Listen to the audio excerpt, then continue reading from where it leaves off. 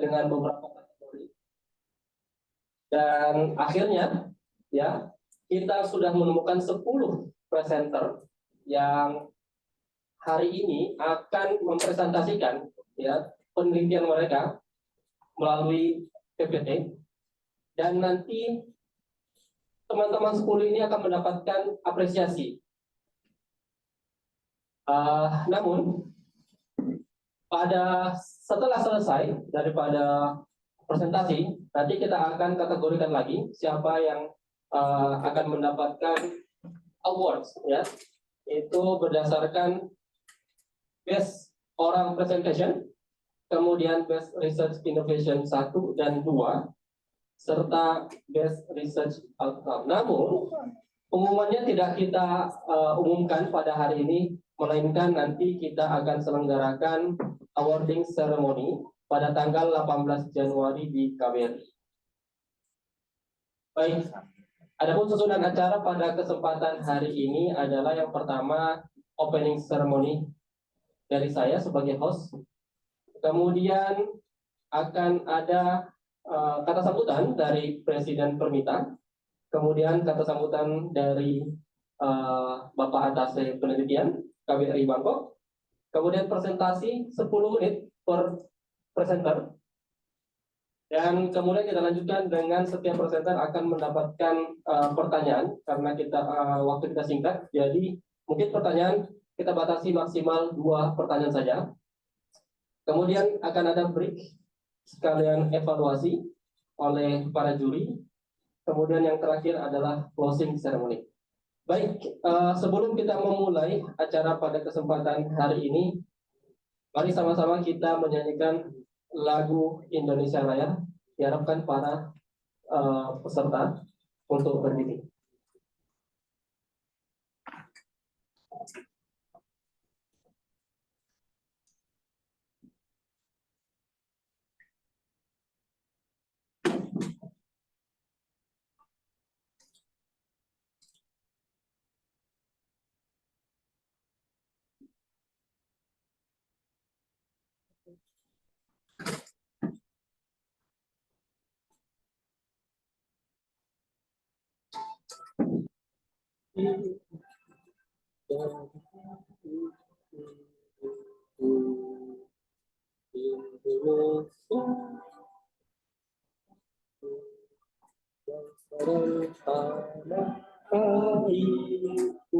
Marilah kita berseru, Indonesia bersatu. Hiduplah tanahku, hiduplah negeriku, bangsaku, rakyatku semuanya. Bangunlah jiwanya, bangunlah badannya untuk Indonesia Raya. Indonesia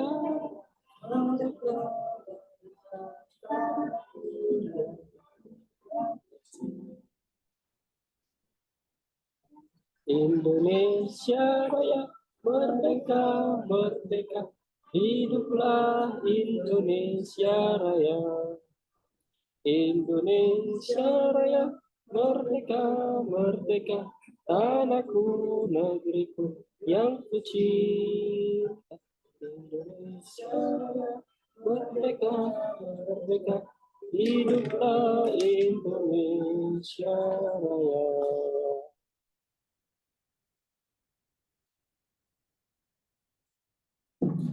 Baik, terima kasih. Silakan teman-teman dipersilakan berduduk kembali. Selanjutnya kita masuk ke acara yang kedua, yaitu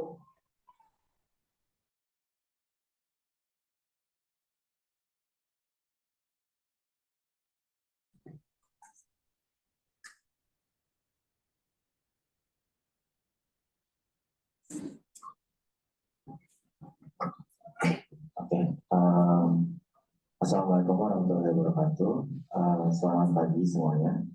Sebelumnya yang kami hormati Ibu Siti Gania Arwan dan Bapak Dedi Cahyadi selaku atas pendidikan dan kebudayaan dan atas riset yang Kebetulan keduanya sedang berhalang hadir untuk datang secara langsung dikarenakan ada beberapa agenda meeting di kedutaan yang bertabrakan dengan schedule kita. Tapi saya harap semoga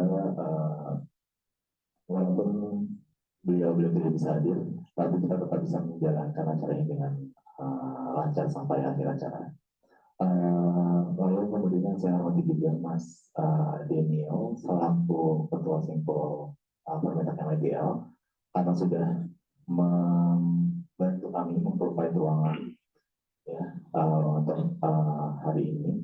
Jadi saya mau menambahi apa yang sudah Mas Rifai jelaskan tentang kegiatan ini. Jadi emang PERMITHA Research Award ini adalah kegiatan yang kami selenggarakan untuk memberikan apresiasi kepada teman-teman semua karena beberapa waktu kami dari Badan Pengurusan di Permintaan ketemu dengan ketua-ketua simpul setiap bulan, terus juga kita kunjungan ke BSC, ke konten dan sebagainya, tahu gitu bahwa riset teman-teman itu banyak yang dampaknya tuh bagus-bagus gitu di Thailand, tapi tidak dapat perhatian dari embassy seperti itu. Nah, kami dari Permita yang pusat yang ada di bawah Ibu Adikut, kami berupaya untuk supaya kita bisa memberikan apresiasi gitu pada teman-teman. Jadi ini tidak ada menang kalah betul, karena semua abstrak yang masuk juga dinilai berdasarkan blend review oleh Bapak Ibu atasnya tanpa mengetahui siapa pemilik risetnya atau pengirim abstraknya kayak gitu. Nah, dari situ kemudian kita pilih 10 abstrak untuk dipresentasikan sama teman-teman, yang dimana 10-10 ini nanti akan sama-sama dapat reward gitu, dimana nanti di bulan Januari nanti di 18 Januari kita bakal adain the celebration, the awarding ceremony di embassy untuk 10 abstrak yang dipilih sama Bapak Ibu berdasarkan penilaian mereka. Bakal kita kasih reward 1.000 baht per orang, dan kemudian juga di hari ini nanti akan ada presentasi dan dinilai kembali untuk setiap kategori bernilai sama 1.000 baht per kategori. Kita ada 4, ada best presenter, ada best innovation 1-2 dan juga best outcome. Tapi best research outcome ini tidak dinilai berdasarkan hari ini, tapi dari riset yang teman-teman submit, 10 orang ini nanti bakal di-review lagi. Kalau misalkan risetnya sudah publish, dia ada di jurnal mana. Gitu. Jadi nanti kita lihat outputnya berdasarkan jurnal ranking dari 10 orang yang sudah dipilih oleh Bapak Ibu atas seperti itu.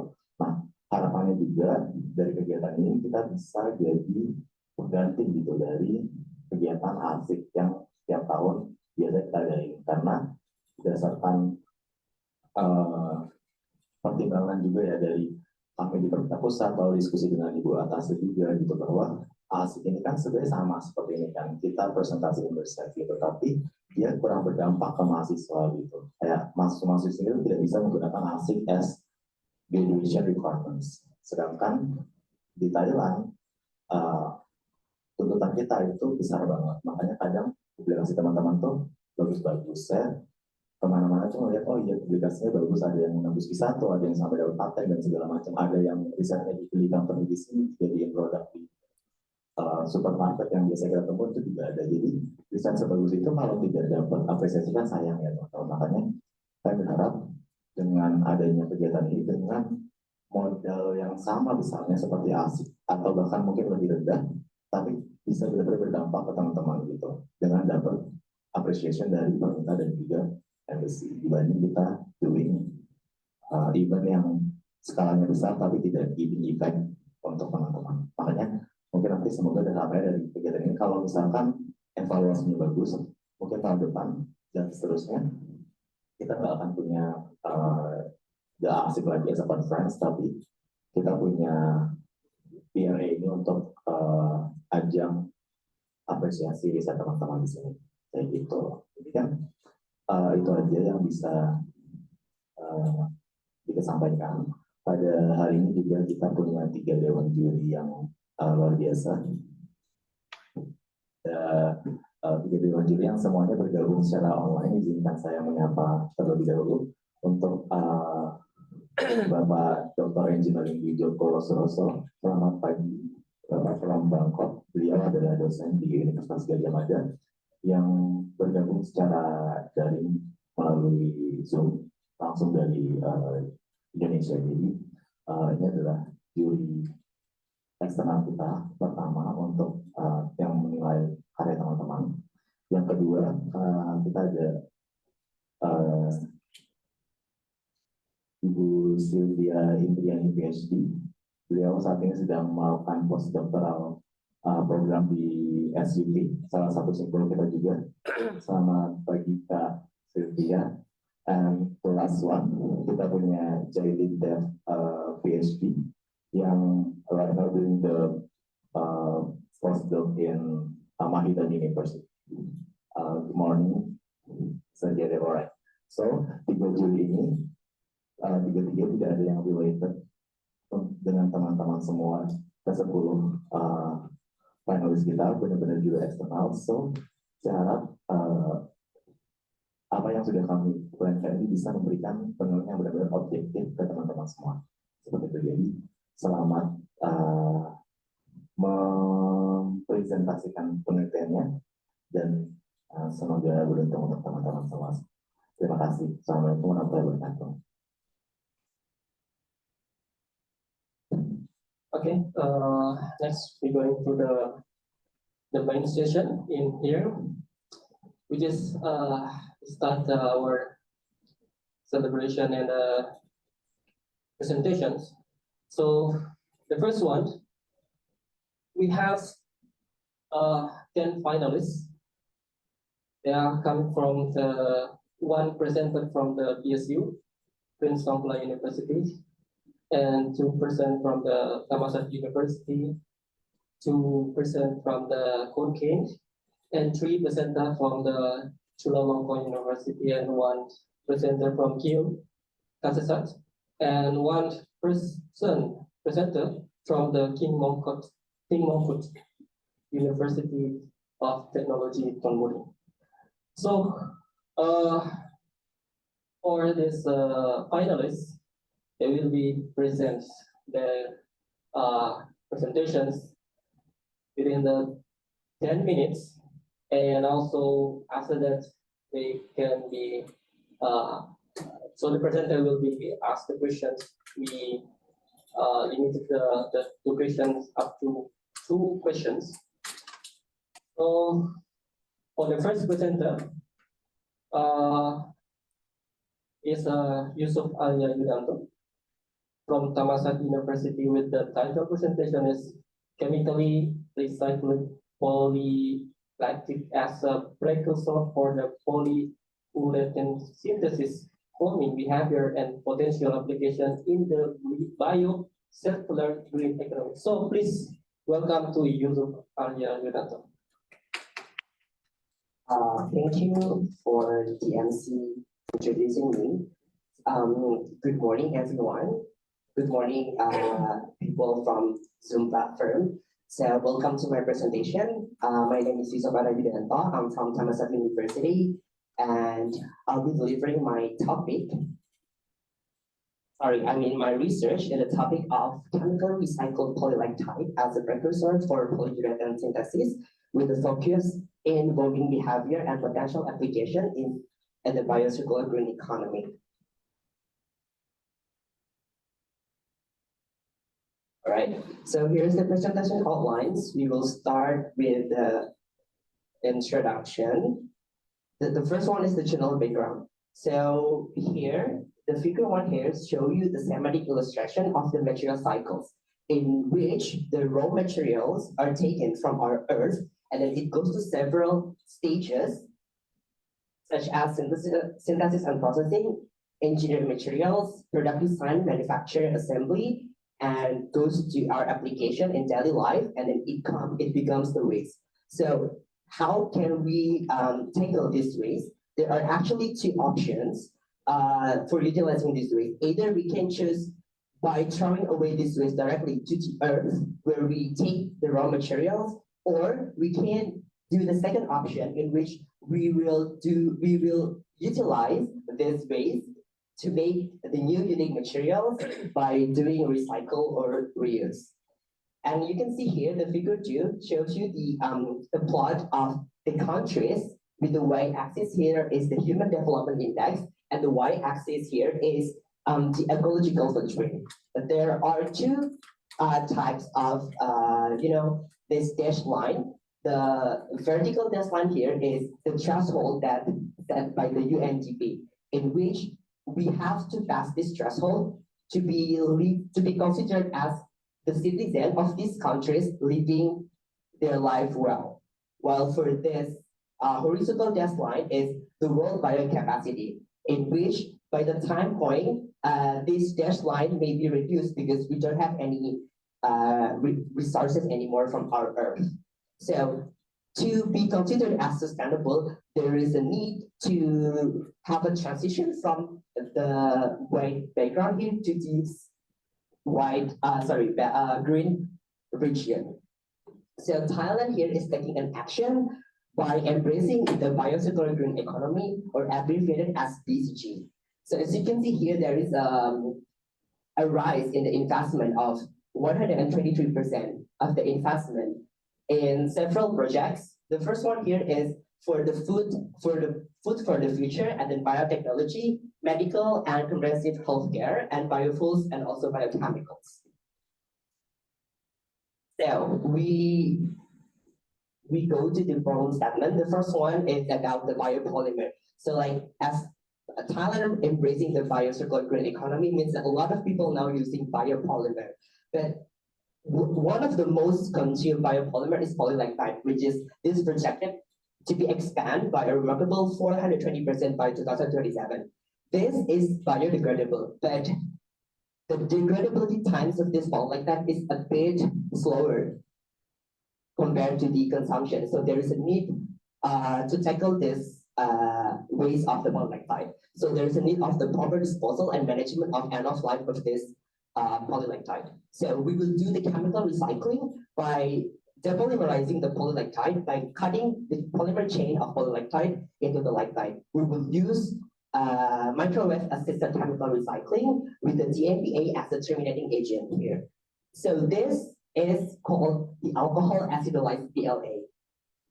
Then we will use this as a precursor or the unique for the raw materials to synthesizing polyurethane. And then we will blend this polyurethane with the commercial polylactide with the hot net blending method. And we will do the foaming after this. So here is the objective. So we will do the aims of the study is to study the foaming behavior of lactic-based products, and then following the development of the lactic-based foam and its potential application. Then the significance of the study, to the best of the author's knowledge, the study is the first to foam polymer produced from the chemically recycled polylactide through microwave assisted chemical recycling. This study is also performs the response surface optimization of the supercritical CO2 foaming process using central common design of response surface methodology. And then here is experimental section. I'll not go through there for this part. So like we will use the microwave reactor, and then we will input the feed, which is polylactide, and also the NPA as a terminating agent. Then we will set the condition for the 200 degrees Celsius for 10 minutes with the self-development pressure under 100 psi, and then we will obtain alcohol acetylized PLA. And then we will synthesize this alcohol acetylized PLA into polyurethane, utilizing the well-known method using the three-neck round flask equipped with the Graham condenser here, and then we will also use IPEI as the isocyanate as the reaction, and then the catalyst is tin octoeth, and then we will test the solution to obtain the PU film. Then after that, we will use that PU film for the blending. We will blend the PU film with the PLA pellet. This is the schematic diagram of the machine. So here is the condition. We will do 80-20 of PLA-PU with 195 degrees Celsius temperature and 55 radian per minute, and times of the blending is 15 minutes. And this is the main part, which is how we do the forming process. We utilize batch forming. Here is the machine. So there are like some parts, and this is the forming strategy and forming mechanism. So we will start by inputting the blended product into the reactor, and then we will do the melting process here, the heating of the polymer above the TG, and then it's around 180 degrees Celsius for 30 minutes. And then after that, we will start to inject the gas, which is CO2 as the blowing agent. And then we will have like the sorting process here to make both CO2 and the blended products unsaturated. And then after that, we will vary the conditions such as the temperature and also the pressure. And then after we obtain the reaction, then we will do the gas release. And then when we do the gas release, there will be thermodynamic instability. It will trigger the cell nucleation and growth, and then slowly it will be expanded and goes to the stabilized foam. Here is some characterization that we use. We have foam density, compressive properties, cell morphology, and cell morphology including substrate distribution and density, and then FTIR, thermal properties, DAC, absorption performance, and surface wettability. Okay, the first results is about FTIR spectroscopy of the PU. So here we reveal some distinctive functional groups. We have amine stretching vibration, and then hydroxyl vibration, and then we have aliphatic CH stretching vibration. We have carbonyl, we have amine bending vibration. Here that I want you to be noted is we successfully synthesized the polyurethane. The black one here is the raw material, which is alcohol acetylase PLA, and then five line here above is the PU, the polyurethane that we have already synthesized. As you can see here, a new peak here at the amine bending here is appeared, and then there will be like a shoulder peak here at around 17110, which is correspond to the carbonyl stretching. But like as you can see here, with the lower amount of IPTI, which is the associated, it shows a weak shoulder peak. So it is because the limited formation of the urethane linkage, because there is no associated, no more, not enough associated. And then next is the thermal properties of the polyurethane. Here is to determine the TG, because one of the forming mechanism is we need the TG of that polymer to melt the polymer. Here we see that there are like two dual melting peak. The first TM and second TM. The first TM here is this one is corresponds to the IPDA composition that indicate the longer urethane sequence for enhanced reorganization. Also, the second TM is decreased with IPDI composition. This suggests the longer urethane sequence that hinder lactate domain recrystallization. And then there is first TG and second TG here. It indicated the fast separation. And also we also do the second heating scan here. There is no melting behavior because of the faster cooling that leads to the enhanced miscibility.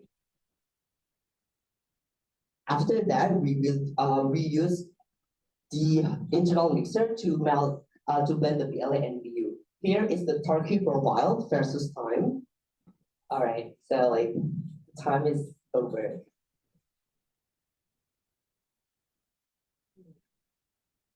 I hope it is clear enough to understand.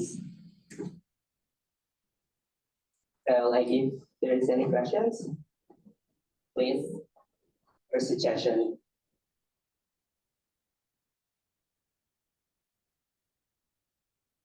Okay, we have a limit time for presentation, only 10 minutes. So for the next presenter, so you should make sure your time is fit to our times. And for the presenter that who want to ask the questions, both from this room and also from the online, please, or maybe from the jury. Do you have questions? Okay, maybe from me. Yeah. Thank you for your presentation and very nice, but very heavy content for me. Actually, it's kind of too far the topic, but I'm interested in your microwave test. Yes, please. Which frequency you use in microwave testing?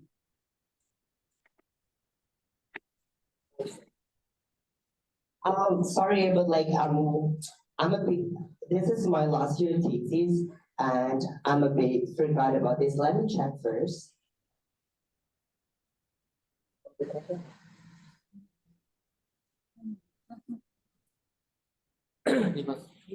Okay, sorry. I think I put it the condition.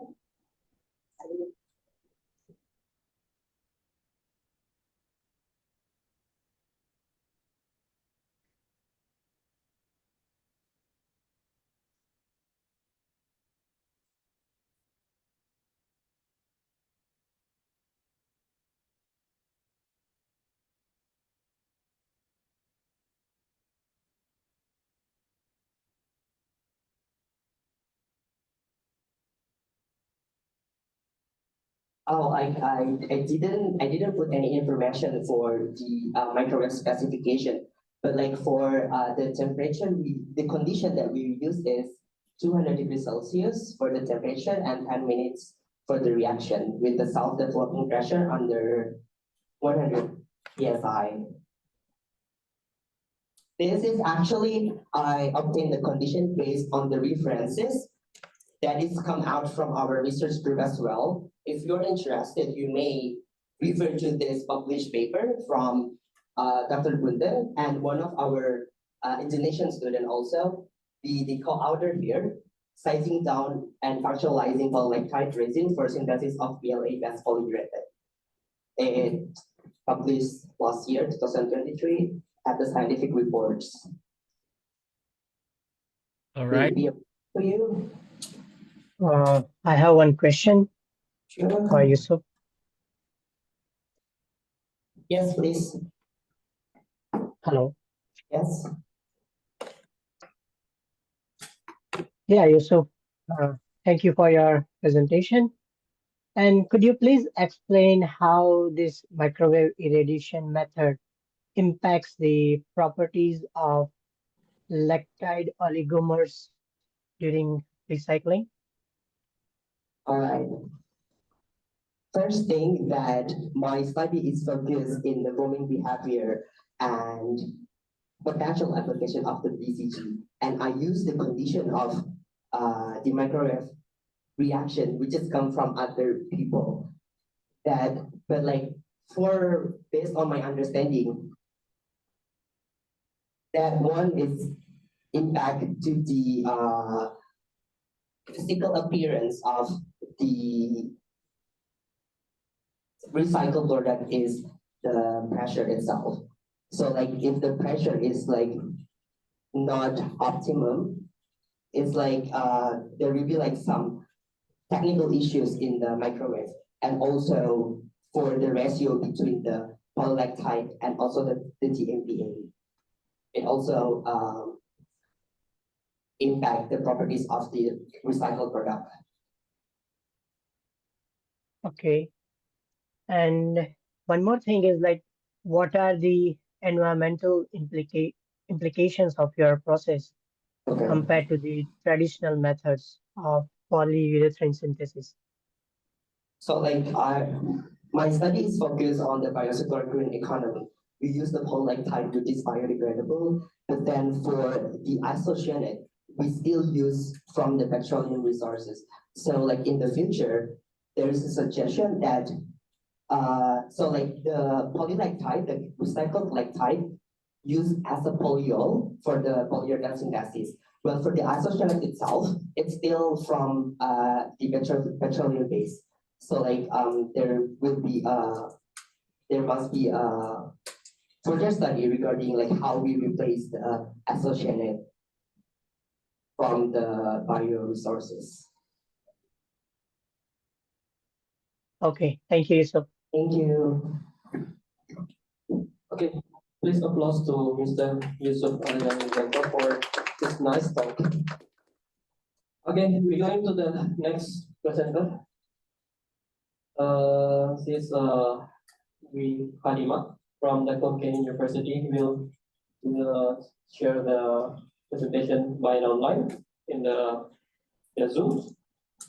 With the title is Dual Effect of Ketosans, Antimicrobial Activity Against Acinetobacter, Baumannii, and Cytotoxicity on neutrophils. So please, we have just only limited time for 10 minutes. For the Miss Dwi Kalima, it's yours.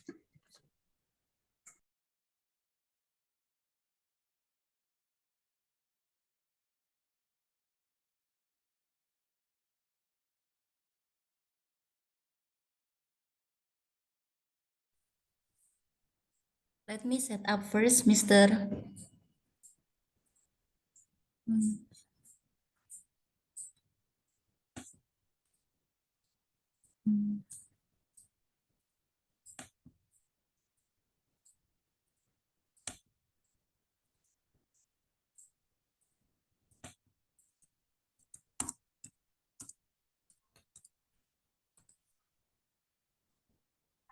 Hello, Ms. Dwi, are you ready to present? Yes, but sorry, I cannot operate the slide.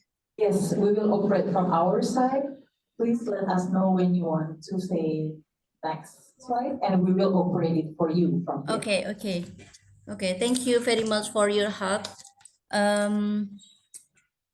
Okay, thank you very much for this opportunity. I would like to start the present about my thesis, about my research study is about the dual effect of chitosan, antimicrobial activity against Acinetobacter baumannii and cytotoxicity on neutrophil. And my corresponding author is Assistant Professor Dr. Arnoniti Shenon. For your information, I come from Departemen of Microbiology, the Faculty of Medicine, Konkan University. Next, please.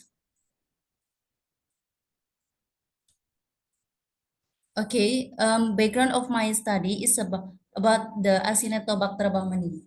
That we know that Acinetobacter baumannii is gram-negative bacteria that we can find mostly in the hospital area. It's nosocomial infection. Mostly we can find in the ICU room. And this bacteria is WHO mentioned that this bacteria is top of the list as a critical priority pathogen in 2024 because of carbapenem resistant, and also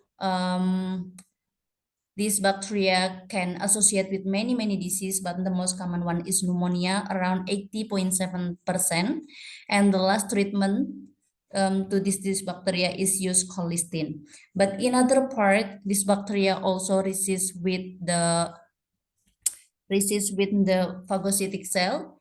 If this bacteria can resist with phagocytic cell, it will be more dangerous because they can contribute in the multiple infection. They can give the patient more stimulation, make the patient get a lot of cytokine storm, and making the systemic inflammation in their body. And this condition is very dangerous because of the doctor cannot control. Next. In this study, I would like to propose chitosan can be one of the candidate because chitosan is polysaccharide derived from chitin, and it has positive charge, making broad spectrum in the application. And the resource of chitosan is very a lot. we can use also from waste. Yeah. FAO in 2024 mentioned that there are a lot of increasing aquaculture product, more than 120 million tons. So, and in the previous study mentioned also every year there are 6 to 8 ton of crustacean waste, and one of the resource of chitin is crustacean.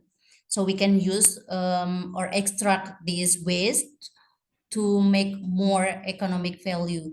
So in other part, chitosan also has a lot of properties, but the property that I want is chitosan has low toxicity, antibacterial, and anti-inflammatory inflammatory activity. So it means this combination it will be better to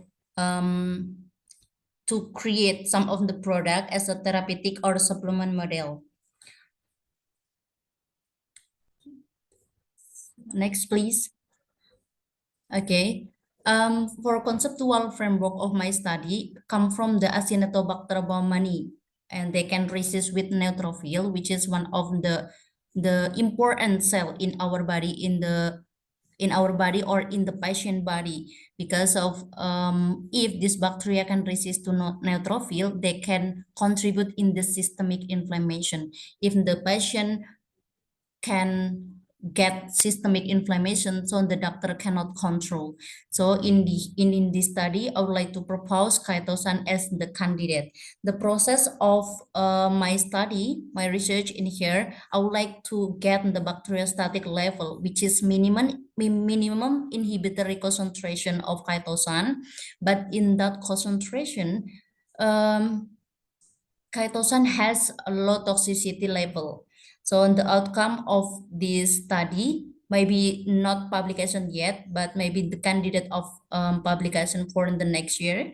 And the outcome, expected outcome, maybe this formulation can be a therapeutic or supplement formulation, and the impact for this study in the long term can decrease mortality rate. For the next, please. For objective in this study, can I would like to investigate the minimum inhibitory concentration or MIC of chitosan against Acinetobacter baumannii, and the second objective is to determine the toxicity of chitosan against neutrophil. From the previous study, chitosan can inhibit in Escherichia coli, so I can hypothesize that chitosan maybe can decrease or can inhibit the Acinetobacter baumannii growth, because Acinetobacter baumannii and E. coli in the same class, which is a gram-negative bacteria. And in the previous study also, in the low concentration of chitosan, they can have toxicity of chitosan very low. So maybe I can apply for my study. So for the next. So for experimental design, I have a big experiment in this study. The first one is about the antibacterial effect. I use broad microdilution.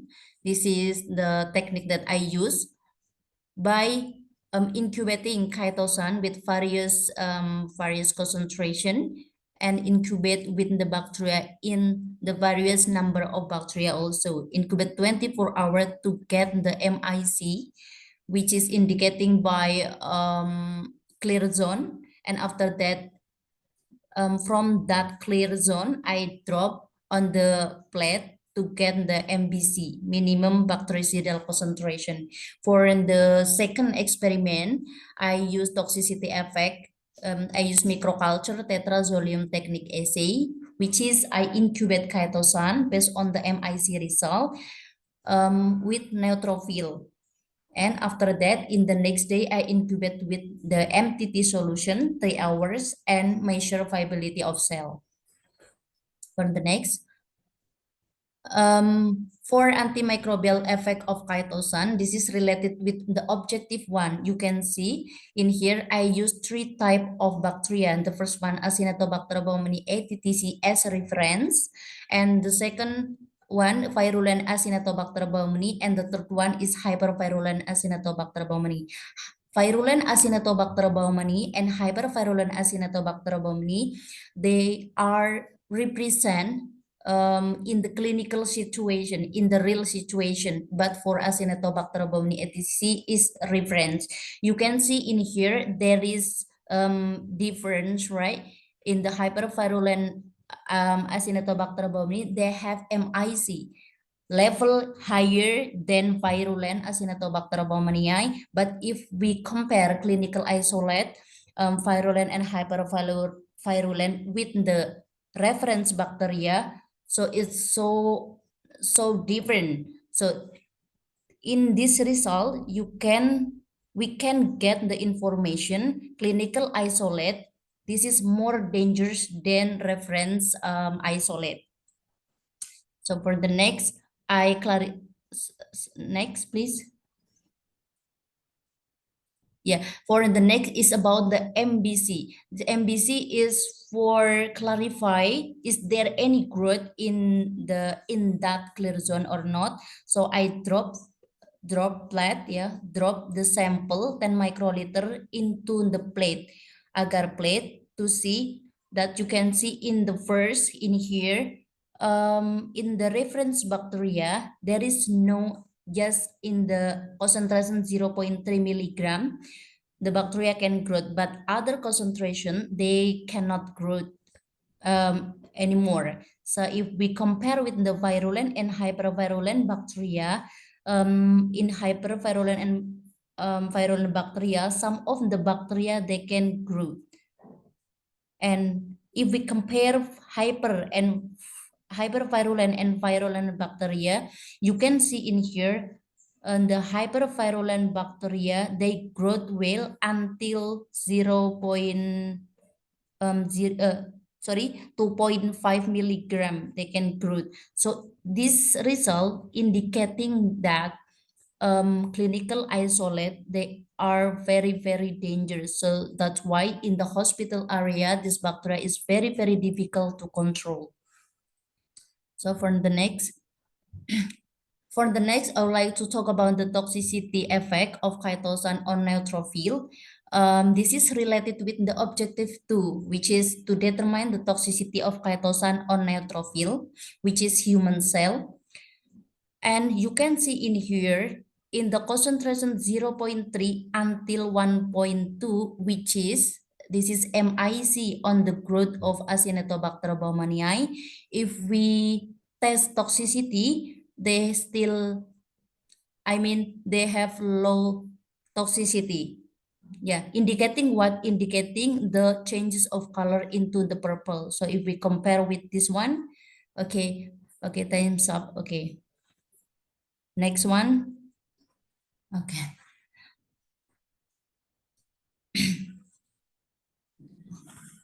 Check. Okay, thank you for your next talk. If anyone who want to ask the question from this presentation? May I have one question, please? Okay.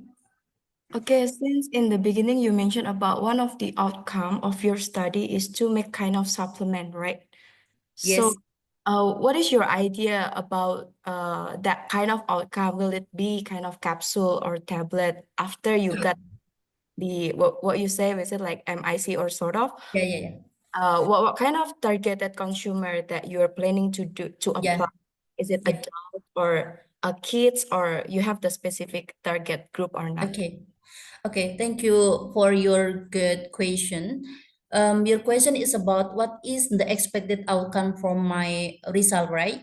So after I know MIC, it means we know that this concentration can inhibit the bacteria. After that, we test that concentration, we know the toxicity, but there is maybe some of the, because of this is ongoing research, maybe there is additional experiment that I will do in the next is about the anti-inflammatory response. Yeah, that concentration, and I hope from that concentration they have low response of inflammatory. So for The next maybe for, because now I'm in master for maybe or PhD or something like that, I have planned to make some of like antibiotic treatment, but using my formulation, which is that concentration with the toxicity level and anti-inflammatory response. Because that I mentioned in the introduction, right? In the introduction, the main problem of Acinetobacter baumannii is about the cytokine storm. Cytokine storm can contribute in the systemic inflammation. So if I know one of the answer, which is inflammatory response, it will be good or the best formulation to make or create some of product like therapeutic or supplement model. So it will be kind of injection, kind of shot or something. Is that what you gather? It's just my idea in the future. Yeah. Maybe we can I can say maybe something like that. The product maybe there are some type maybe like capsule or like antibiotic combination or maybe like inhaler or something like that, because the most common one in the Acinetobacter baumannii is I mean the clinical manifestation of Acinetobacter baumannii is pneumonia, is mean with related with the respiratory tract, right? So maybe inhaler, maybe it will be better because we can directly go to the target. Right. Or maybe it can be a little bit suggestion. Maybe you can consider also about the nose spray. I think that will be more convenience for application. Thank you. Yeah. Thank you for your suggestion, Ha. Thank you for your questions. I want to ask questions Yeah. about the first question. So, Ms. Dwi, what is the positive control that you use in this project? Positive control. Oh, sorry. I get your question. Thank you for your good question. The question is, what is the positive control that I use in this experiment, in this study? The positive control that I use in this experiment is colistin. The colistin in the, there are two actually. In the first, in the MIC experiment, I use colistin. The concentration is 8 microgram. 8 microgram, yes, 8 microgram. And for the toxicity, my positive control is PMA. Do you think that colistin and your chitosan have the same mechanism to inhibit the antibacterial? Colistin and chitosan, right? The mechanism is quite similar because it's about the charge, right? And mostly colistin, colistin it is positive charge and chitosan is about positive charge. So, but the main point of chitosan is they can be broad spectrum, which is we can apply in the gram-negative bacteria or in the gram-positive bacteria. Okay, thank you for the next talk, Ms. Dwi Kalima, and give the applause to me. Thank you. Yeah, welcome. We're going to the next talk. It's Andi Endang Kusuma Intan, and please prepare for the next after his presenter, Cuma Dwi Putri. So for the Miss Andi Endang Kusuma Intan from the Konkan University, you will present the title about first report on evidence, meaning and machine learning analysis of molecular structure in non-alcoholic fatty liver disease inducer and treatment. So please welcome for Andi Endang Kusuma Intan.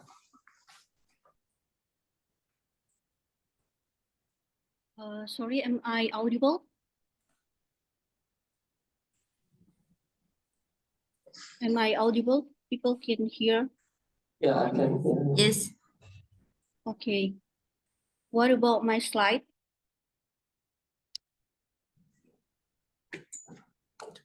Oh, I think it's good.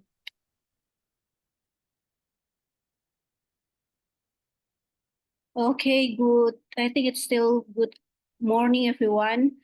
My name is Andi Endang Kusuma Intan. I am currently a PhD student in Research and Development in Pharmaceutical Science program in Faculty of Pharmacy, Pharmaceutical Science, Konkan University. So yeah, it's an honor for me to be selected as a top 10. And today I would like to present my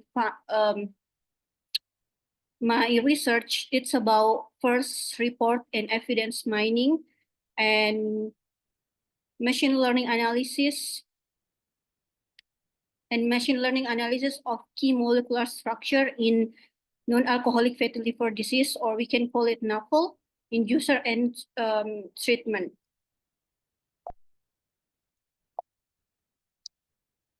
Okay. Sorry, I want to make sure that my slide is changing.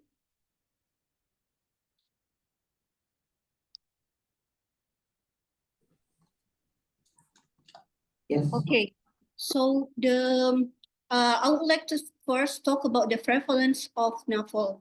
So it's among 25 until 35% of adult population worldwide. It's having NAFL because due to basic contributor of multiple hit hypothesis from NAFL, it's mostly caused by obesity, insulin resistant, dysbiosis, and genetic variants such as PNPL3. So, but the biggest contributor that causes NAFL is obesity and insulin resistant, which we will talk about the multiple hit. So basically NAFL has multiple hypothesis and multiple pathogenesis. That's why it's up till now, it's up till until 2024. It's only one drug that approved by FDA that can treat NAFL. So all this year, people just use off-label to treat NAFL. So it's like there is a big gap here there. So it's a good challenge for us as a researcher to find the best candidate that can be focused on the further research. So one of the challenges that make it NAFL, it's hard to find a candidate is because it has multiple pathology. It can be caused from obesity that cause insulin resistant, and then it can transform normal liver to NAFL because the increase of fatty accumulation in the hepatocyte, it's more than 5%, and then it will increase lipogenesis pathway, and then it will, if it left untreated, it will suffer to more stages such as NASH. And in NASH, it's not only steatosis, but it's also inflammation, and then it will increase oxidative stress and inflammation pathway of the liver. And then again, if it's left untreated, it will become more severe to fibrosis. Fibrosis is when the liver having liver scarring, and then it will increase to cirrhosis if it left untreated. So actually, machine learning has been utilized since year in drug discovery. We can utilize in proteomic mining to find the lead compound, and then we can discovering this small molecule as a candidate in the lead discover, and then we can focus on in vivo and in vitro as a preclinical before we go to further analysis such as clinical trial.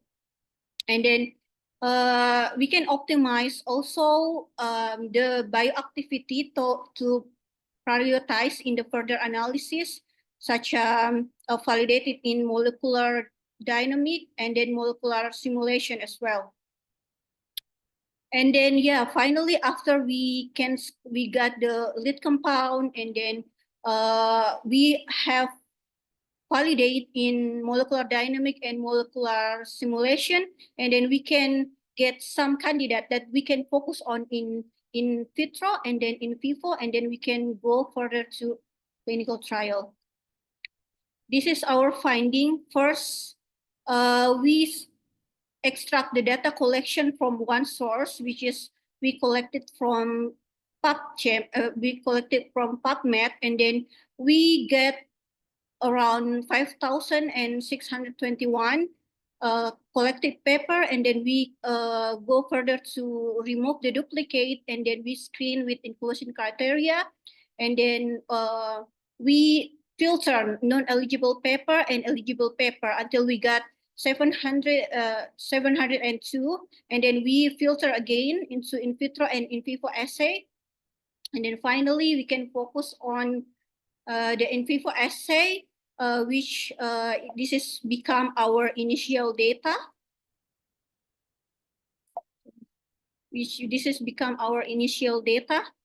where we got 30 inducer and then 55 inhibitor.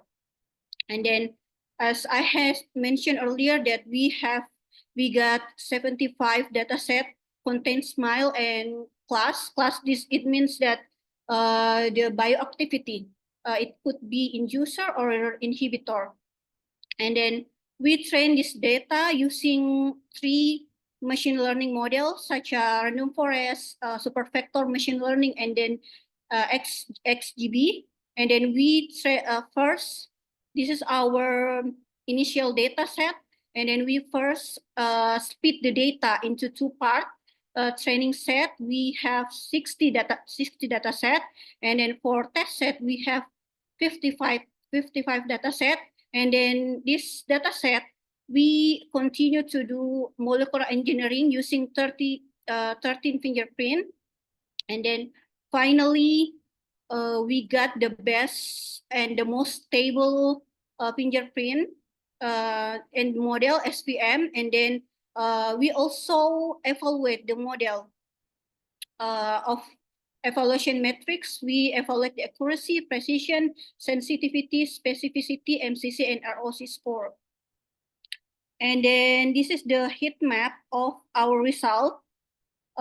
We have construct around 39 molecular machine learning model, and then we get some best, and then which is random forest that leveraging with PubChem fingerprint, which has the accuracy 0.7.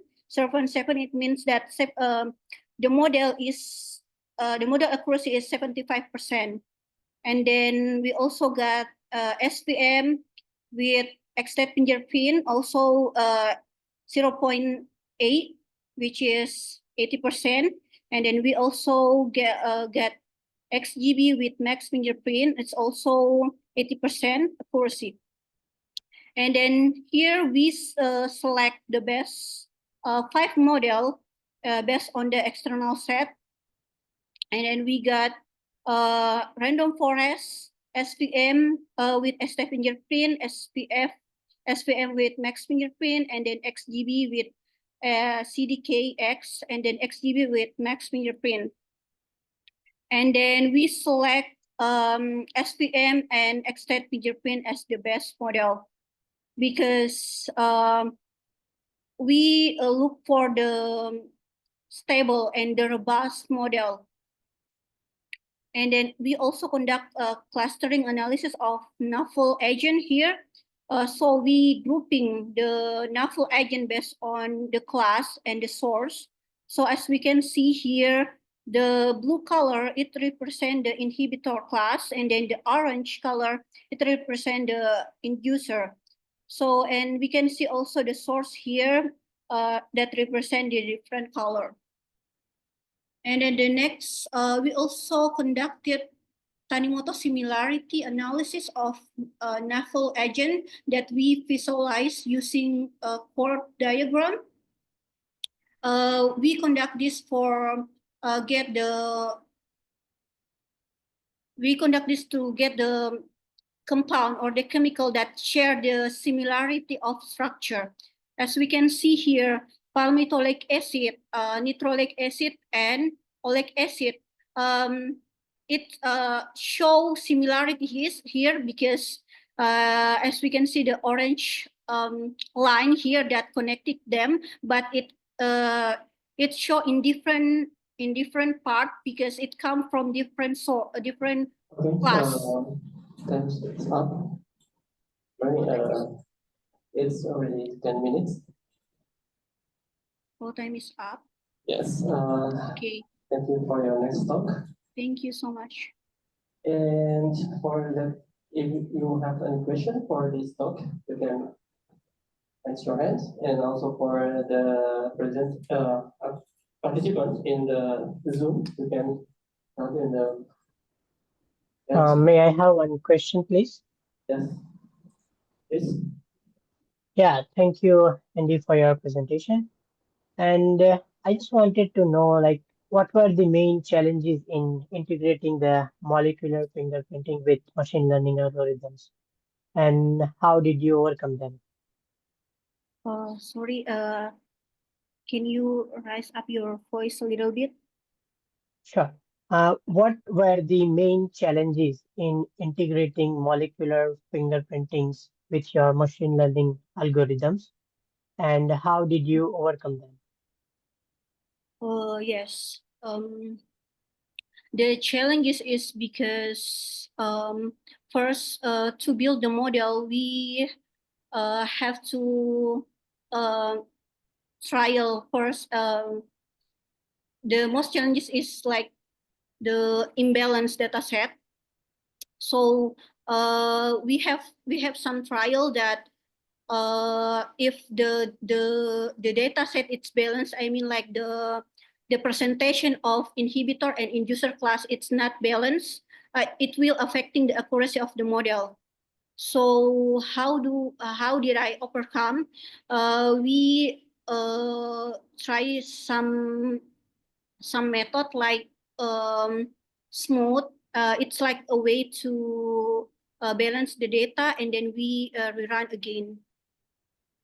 And have you like found any other data set to be applied to other liver-related disease? To be applied in, sorry? Other liver-related disease, like NAFLD is also liver-related. Similarly, other Oh liver-related yeah. disease. Based on my literature review, the research in machine learning that focuses on NAFL, it's still very limited, and they all focus on diagnosis instead of found the treatment.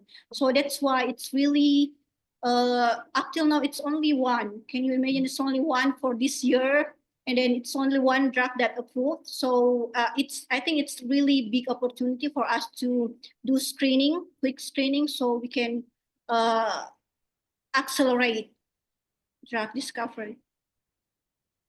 Okay, thank you, and all the best. Thank you. I have One question. one question. Okay, please. How you say your result is accurate? I think is something wrong with your training. How you ensure that your training is not overfit? Because I think 71% is not that accurate.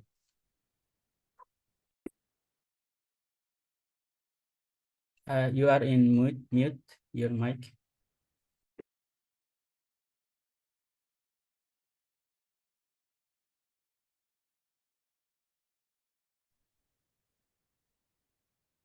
Sorry, I was unmute. Okay. Yeah. How do I make sure that my training it's actually we are not test the accuracy of the training test. We test the accuracy of test set. So Of course. it can make sure that Yeah. Of course, we'll test with the testing data, of course. But seeing the results, yeah, I don't think it's your data maybe how many your data is, how is the size, how is the size? Oh, the size is for inhibitor it's 45, and then for inducer it's 30. Mm. Yeah, so we have 15 Yeah, maybe 15 test set, and then yeah, 60 training set. Yeah, I got your question that what 1.7 it's not that high, but we focus on we are not focused on the accuracy only. We focus on the specificity and the sensitivity also. And then after we do feature importance, we got the conclusion that it's the SVM model that leveraging with state fingerprint, it's more stable model. all right. Thank you. Thank you. Miss Andi Endang Kusuma Intas. So we're going to this next presenter, Miss Tenchi Dwi Putri, the same university with the first talk from the Thammasat University, and also it is the same, mostly the same title also. It's a sustainable anti-stimuli responsive polylactic acid-based polyurethane microneedles for advanced biomedical applications. So please welcome to Ms. Elsudui Putri. Okay, can you see my slide, and do I sound audible for you? Yes, you can start your talk. Okay, thank you very much. So good morning, everyone. My name is Ochode Putri. I'm from Thammasat University, and it's a great honor to present my research today, titled Sustainable and Stimuli Responsive Polylactic Acid-Based Polyurethane Microneedles for Advanced Biomedical Applications. While this sounds technical, it revolves around a simple but powerful idea, which is creating materials that are sustainable, functional, and can transform how we deliver drugs in medical treatments. So let's start with the introduction. So first, let's talk about the polylactic acid, or PLA. It's a biodegradable plastics widely used due to its sustainability and eco-friendliness. For example, you might have seen compostable packaging made of PLA, right? So however, it's not without the problems. It's brittle, which is easy to break, and then has low thermal stability and lacks the mechanical strength needed for advanced uses.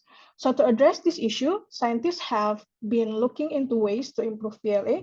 One of the ways is by chemical recycling this PLA to produce new value-added materials. So by utilizing a cutting-edge technique, such as microwave-assisted chemical recycling, this method can break down the post-consumer PLA into its original monomers or oligomers through a rapid and energy-efficient process. And then these oligomers can then be repurposed to create polyurethane, providing a sustainable pathway for converting plastic waste into high-value materials. That's where my research comes in. And then now meet the polyurethane, or PU, a versatile material used in everything from medical devices to packaging. And then its strength lies in its adaptability. So depending on how it's engineered, PU can be used in many applications, such as wearable devices for health sensors, and then water purification membranes, or even drug delivery systems.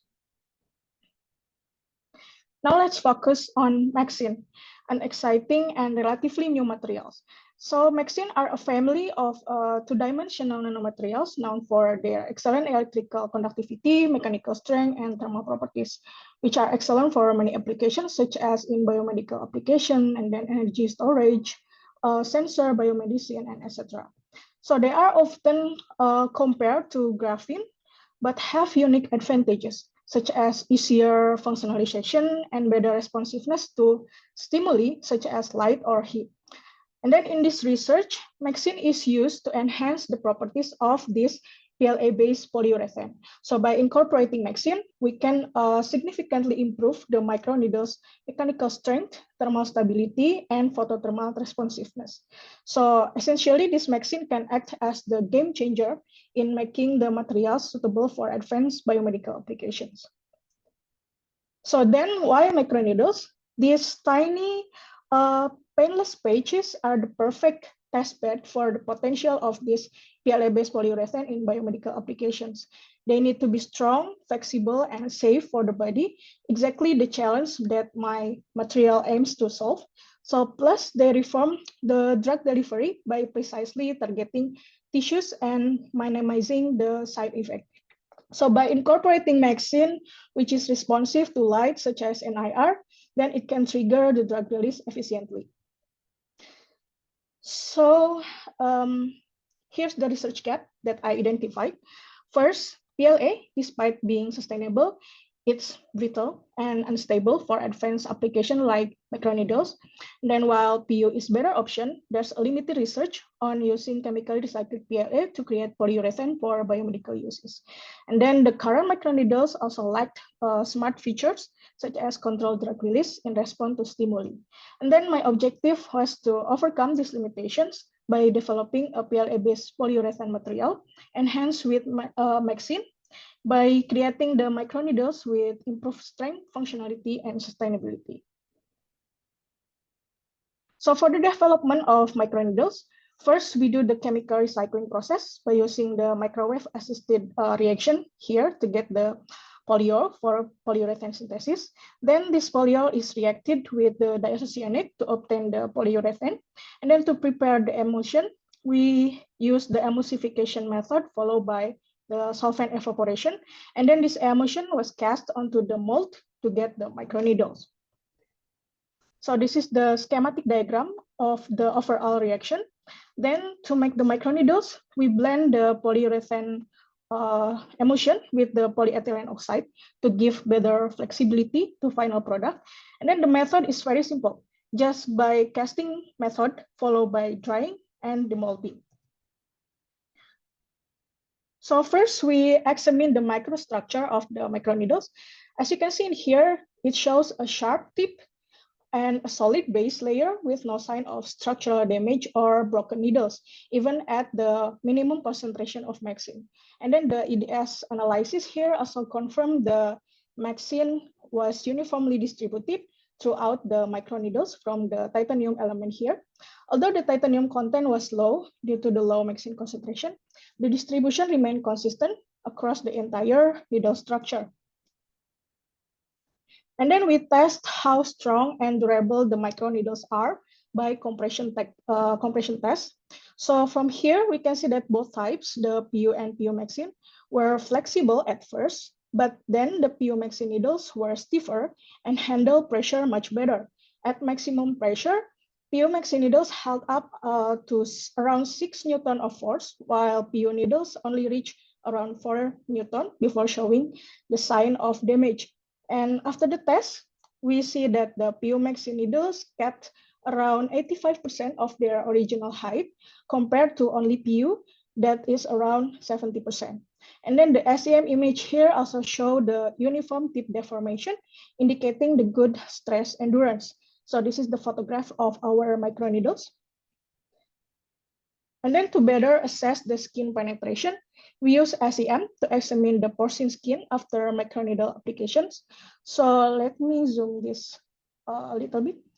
So the image here confirms that the microneedles created small holes, providing the successful penetration. And then, however, the penetration looks shallow and exact depth couldn't be measured due to the needles dissolving after use. So this results suggest that while the microneedles work, their dissolvable nature and shallow penetration may require further study using advanced techniques such as fluorescence microscopy. And then we test how the microneedles respond to near-infrared light. So from here, you can see that PU-MAXIN microneedles heated up faster and reach higher temperature than PU microneedles. So by 60 seconds, PU-MAXIN reach around 56 degrees C compared to only 44 degrees C for PU. And then after 180 seconds, PU-MAXIN stabilized at around 62 degrees C and the PU only 46 degrees C. So this shows that MAXIN significantly improves the heat absorption, giving this PU-MAXIN microneedles a stronger photothermal response under NIR light. So we also test the photothermal performance of these microneedles by turning the laser on and off for 5 cycles. So from this graph, the microneedles heat up consistently during each on phase, showing that they can handle repeated use without losing performance. We also analyze the material's thermal behavior. So as you can see in here, the PU microneedles didn't heat up much because they lack a clear structure for heat absorption. In contrast, this one have more organized structure thanks to MAXIN, which help absorb heat and strengthen the material. So the combination can have can reach the higher temperature and become more flexible under the laser. And we also test the antioxidant activity of these microneedles by using the BPH and PTIO to know the ability to neutralize the harmful radicals. So as you can see here, the PU-MAXIN show slightly better scavenging activity, and also the color fading here in both tests confirm the ability of these PU-MAXIN microneedles to neutralize the radicals effectively.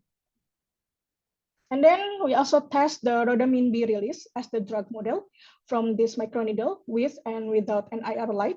So both release passively in the first 10 minutes, but NIR light sped up the release by heating MAXIN and breaking down the polymer. Then the microneedles fully dissolve within 30 minutes. And also the cytotoxicity tests show a good cell viability, which is over 80%. At low concentration for both PU and PU-MAXIN.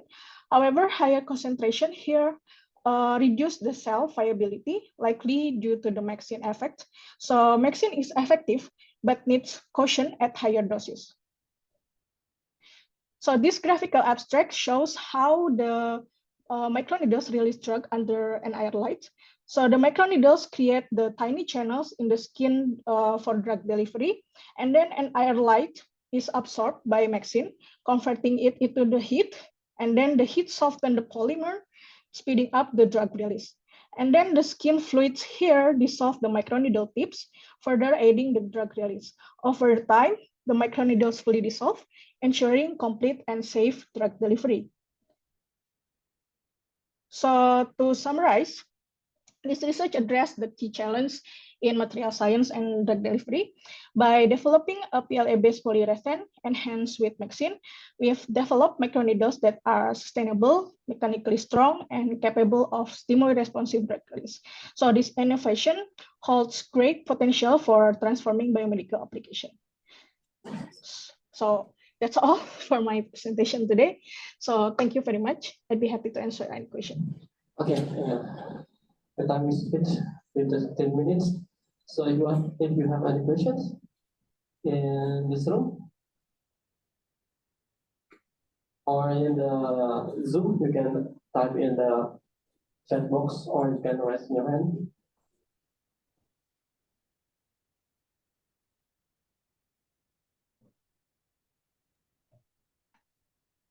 Yeah, I have the questions about the microneedle from the polyetheric. Once you inject to our body, how do you think about the biocompatibility of the substance? Oh, so as you can see from the biocompatibility test, from the cytotoxicity test, we test by varying the concentration of our material, right? So at below 500 microgram per ml, it's still safe for our body because the cell viability is over 80%, which is, it means that it's biocompatible. But for higher concentration, maybe we need to consider because the MAXIN itself may be harmful for our body if the concentration is too high. But as far as I know that maybe if we apply this material into our body, the concentration will not be as higher as that. So I can safely say that maybe this material is still safe for our body. Thank you. Another question? I have one question. Sure, thanks. Thank you for your very good presentation and I think very nice results. Thank you. I coming from multi-physics research. I did simulation on. It's not that doing like you do, but is there any like kind of finite element analysis or multi-physics simulation before you do experiment? Because you do, you know, you have variation of many things material, or you just like have literature review and you do the material test, or is there any like kind of multi-physics simulations? Thank you. Okay, so because this is like the first material that we develop in our lab. So previously we just focus on the materials engineering itself, but for this time we will focus on the biomedical application for our material. So for now, we don't have any multi-physics tests such as the finite element test or something like that. We just focus on the development of our materials first. Maybe after that we can have the tests like the surface methodology or something like that for more advanced application for our materials. Thank you. Very interesting. Thank you. Yeah. Thank you very much.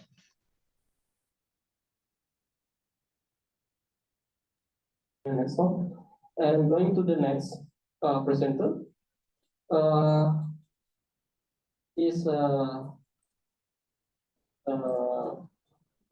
Mas Andam Lukman Coba. Is coming from the University, Chulalongkorn University. He will share about his work in the title of investigating the efficacy of herbs and their hundreds of compounds in major depressive disorder, a computational and animal model approach. Please welcome to Mr. Mas Adam Lukman Coba.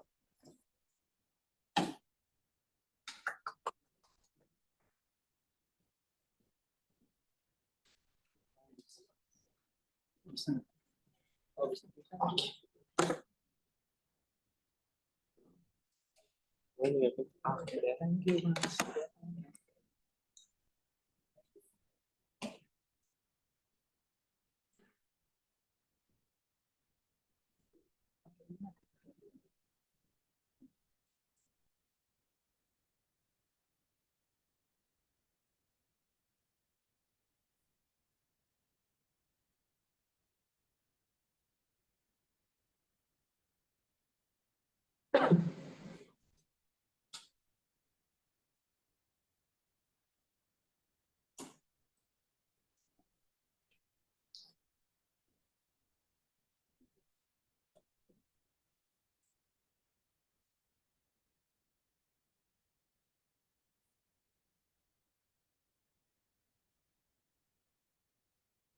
Okay, thank you. Good morning, everyone. Good morning, ladies and gentlemen, distinguished attendees, all of the panelists. It's an honor for me to present my study in here entitled Investigating the Efficacy of Herbs and Their Hundreds of Compounds in Major Depressive Disorder, or MDD, a computational and animal model approach, by me, Mas Adam Lukman Coba. Okay, before we move further, I want to ask everyone in here and in the Zoom maybe, has anyone in here had experienced depression? You may raise your hand, please. I'm very depression because of the study. Yeah, me too. That's why I made this research to solve my own depression. Besides this personal reason, as we know that depression have a lot of people experience this kind of disorder. That is 322 million people in the world experience depression. And within our region, Southeast Asia, is the main hotspot of depression. It's more than the other region in the world.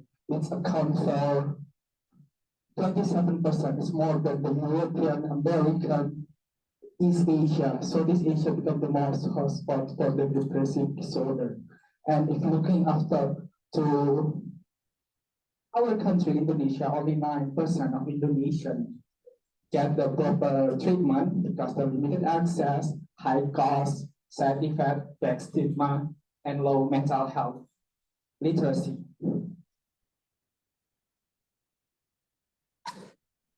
And talking about the MDD, what is MDD actually? MDD is a severe form of depression characterized by persistent feeling of sadness, hopelessness, worthlessness, and accompanied by heightened of level irritability or aggressivity that significantly impair our daily activity, of course. And if you talk about the molecular pathway, there is four main pathway: serotonergic system, HPA axis, lipid metabolism, and neuron plasticity. One of the main reasons why it's hard to solve the depression, as we know that, like I mentioned before, is because there's that stigma. And some of the ethnic group in Indonesia believe using some herbal to treat the depression, and it's culturally upset, and that's why we can use this herbal. We may have the compound that can solve the depression condition. And like in here, we have like Kokomalonga that used by the Jawa, Osing and Sundariau, Pipelongu in the Sulawesi, and a lot of other herbal that used across Indonesia. And because of that, I made this study investigating the efficacy of herbs. Based on that herbs, 9 herbs, Indonesian herbs, and there are hundreds of compounds in major depressive disorder with the computational and animal study. And of course, the remaining question is what is the best herbal candidate to treat MDD? And the objective is to predict the biological activity, pharmacokinetic, toxicology, and analyze the pathway to treat MDD and validate with the animal model. This is the method, especially for the computational approach. We have the 9 Indonesian herbs that have 250 compounds, which are the biology activity related to MDD, and we have 4 main neurobiological pathway related to MDD that have 169 protein, and from this 169 protein, we determine what is the key protein related to MDD, and after we know what is the compound and what is the protein, we do the molecular docking and molecular dynamic simulation, and of course the prediction for pharmacokinetic and toxicity. And after we got the best compound, the best herbs, we do the animal model approach. In here we use early born mice that separated from their mother every 3 hours for 2 to 5 postnatal day for the early life adversity model. So during the baby time, we separate the baby with the mother every 3 hours in every day. And beside of this model, we do the social isolation model during the 21 until 70 PND. And then we check the aggressivity, irritability, and hopelessness. And then we do the treatment, and then we check again. And we euthanize the mice to check the cortisol level. This one is the biological activity prediction from 252 compound. We found that 112 can be used to treat MDD. And from the network pharmacology, we can get the 4 main protein, the AKT1, and some of these protein ADCB2, PDE4B, and PDE4D as the main protein target related to MDD, of course. And after we know it, we do the molecular docking, and there is 3 main compound, the celidonan, medenicillin, and hydroxydimethyl that have the best interaction, the lowest binding energy compared to the other, and all of these compound is from the Clitoria carnatea. After that, we strengthen the data using the molecular dynamic, and we can see here that all of those protein compound can show the best interaction compared to the other that can treat the MDD. And after that, we do the prediction, and in here we can see that it has been high bioavailability that can efficient absorption in intestine, and it can majority can across the blood-brain barrier, so it can be good candidate to treat MBD because the main protein MBD is in the brain, so that the component to across the blood-brain barrier, and beside you receive from the toxicity, the compound from the Clitoria alternatia have higher level toxicity level, which means it's safer, high level means safer than the low level. So yeah, Clitoria alternatia considered safer compared to fluoxetine. After that, we do the animal model approach. In here, we use Clitoria alternatia as the best helper. Before, from the computational study, we use fluoxetine as the positive control and negative control, just water. And we can see here that all of these data, aggressivity, irritability, and hopelessness show are significantly different between the Clitoria alternatia and the positive and the negative control. But the fluoxetine, the current treatment, so no different significant in all across the behavioral survey itemized aggressivity, irritability, and hopelessness. And from the cortisol level, the Clitoria alternatia regulate the cortisol level, maintaining within the normal range below the 2 nanogram per ml, but the fluoxetine cannot regulate it, and this elevated cortisol attribute to HPA axis dysregulation. Yeah, I think that's all for me. The studies demonstrate that potential Clitoria alternatia as a promising safer therapeutic candidate for MBD, supported by both preclinical and computational analysis. Thank you.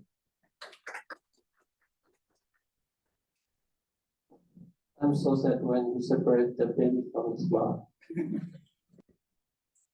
But if you want, have a question, you can ask.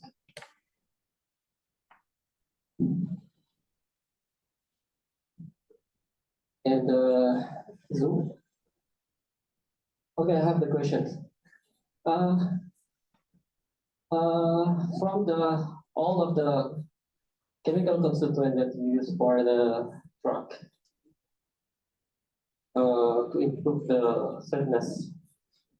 So, what do you think the functional group that a group in the chemical constituents? So, what is the similarity of, or what is the similarity between the compounds that can be used for the disorder? All right. Thank you. It's interesting question. So if we talk about the group of compound itself, we can see that all of that 3 compound within the Clitoria alternatia is from the flavonoid group. So yeah, maybe we can conduct more for the flavonoid, and for the chemistry part, maybe they can do some modification in the compound itself. But for me, as a medicine student, I'm more focused on the animal model thing rather than the designing the compound itself. Maybe if you have another question. Yeah, may I have the question, please? Okay, please. I'm sorry, during we have a question from here. Maybe the next question. Okay. Sure.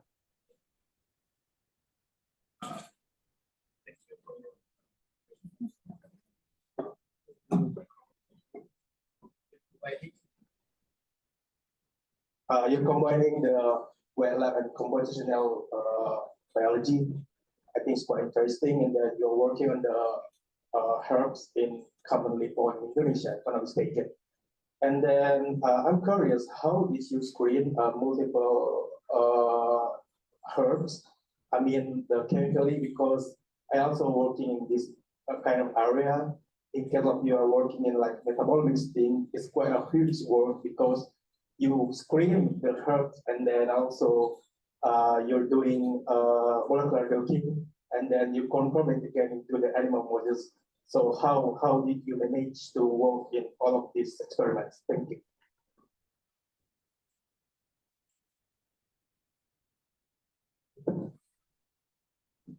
Thank you for the questions.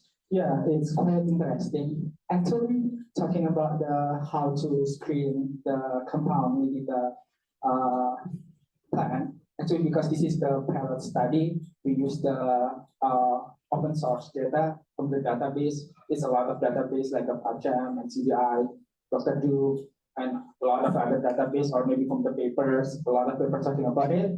Because this is a pilot study, but in the future, we plan to do like some of the LCMS method to screen what is the exact compound in the plant itself.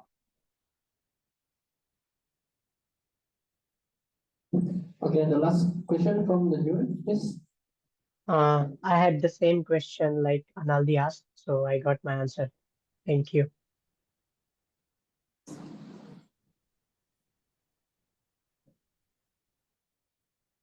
Okay, thank you for your nice talk. And we are in the halfway our presentations, and we still have 5 remaining presenters. So then maybe we take a break now, and I think 15 minutes is okay, right? And we'll come back after the break. Please enjoy the break with the food and with the toilet.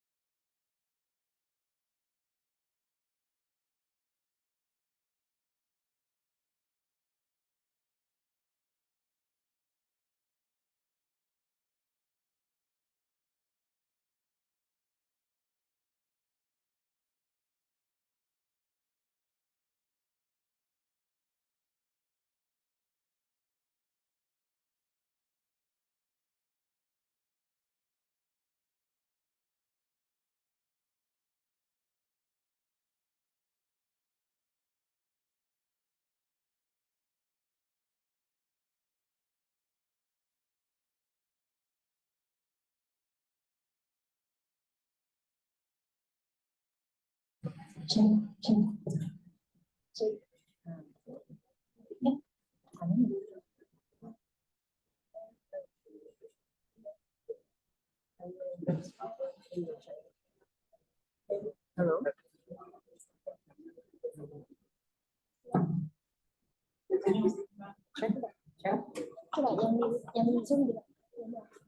there anyone in this room?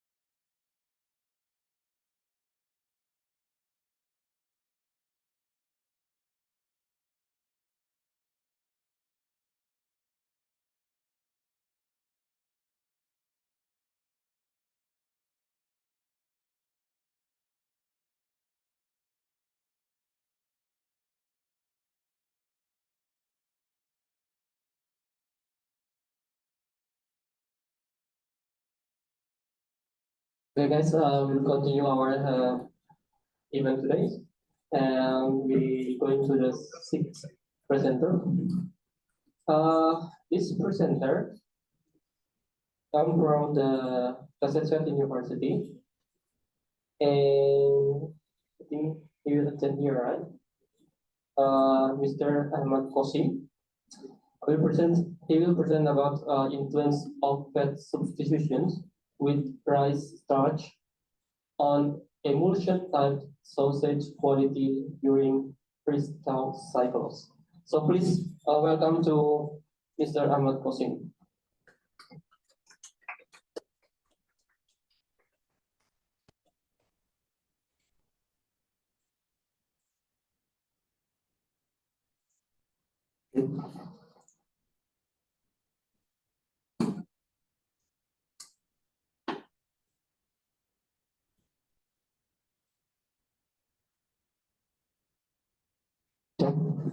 Good afternoon, everyone. Good afternoon, judges. I am Ahmad Kosim from PENKASTRAT University. And in this opportunity, I'd like to share one of my study results with the title Influence of Fat Substitution with Rice Starches on Emulsion Type Sausage Quality during Freeze-thaw Cycle. And this presentation will consist of 5 parts. Okay, so let's get started.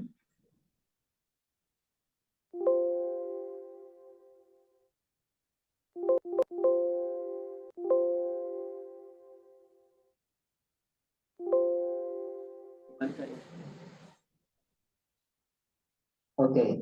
In recent decades, consumer concern about food quality have been increasing, particularly in relation to perceive the healthiness of the food. And the products are no exception. It is widely known that excessive consumption of processed meat products can have detrimental health effects, including increased the risk of cardiovascular disease and some cancer. It is due to the presence of high-level sodium, animal fat, and also food additives. However, some institutions come with the response. They come with the reference for healthier product to several level system. For example, international, Singapore, and Thailand. However, the trend doesn't stop there.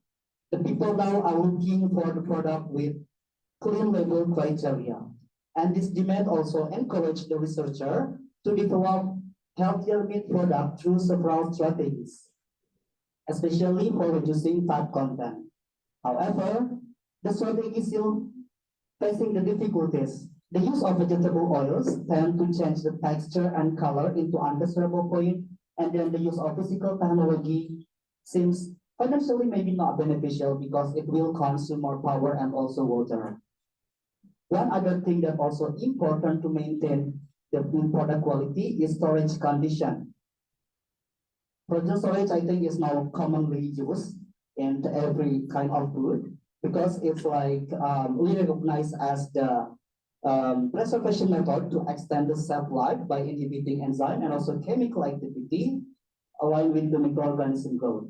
The problem is when we store the meat longer and then we also thawing that and then the rest of the meat will be freezing again, thawing again on something like also distribution and also distribution chain will affect also to the meat product quality. Therefore, the ingredient that we're looking for is expected to have the stability against this problem. And starch seems promising because starch is widely known as valuable ingredients due to its beneficial properties. And nowadays also its modified starch have been developed and used in industry, especially the chemical modified one, to increase the usefulness of the starch. However, in this study, I still choose the native one for a reason. The first one is cost-benefit analysis. I mean, because it's highly valuable, also will be cheaper. And the second one is aligned with clean label criteria. So the objective of this study is to evaluate the effect of partial replacement of chicken skin, which is animal fat, with waxy rice starch and also non-waxy rice starch on the physical properties of produced by chicken sausage and its stability during the freeze-thaw cycle. So in the experiment, I have 8 formulations. This one is standard fat with 30% fat in the formulation. This is reduced fat with 20% of fat, and then R for non-waxy rice starch are 3, 6, and 9, and W for waxy rice starch.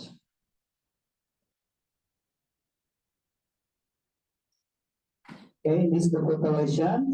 So the key of preparation is to maintain the temperature during the emulsification around 5 degrees, and after that we cook the sausage until the internal temperature reaches 73 degrees Celsius. And then to stimulate the temperature fluctuation, we use this condition.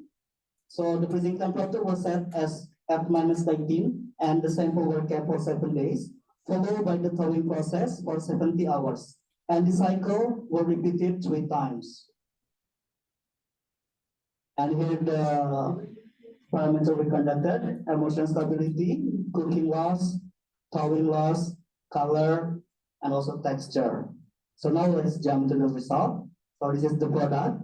I have 8 product, and this is the color measurement result. L for the brightness, A for the redness, and B for the yellowness. And from the table we can notice that addition of starch regarding the type, non-waxy rice starch and waxy rice starch, if we add more, it will increase the brightness. And I think it is obvious because the starch color is white, right? And then if we look to the redness, the highest value of redness shown by RF, which is reduced fat. It is associated with the higher myoglobin content, because in the RF we add more protein or more meat. And for the B,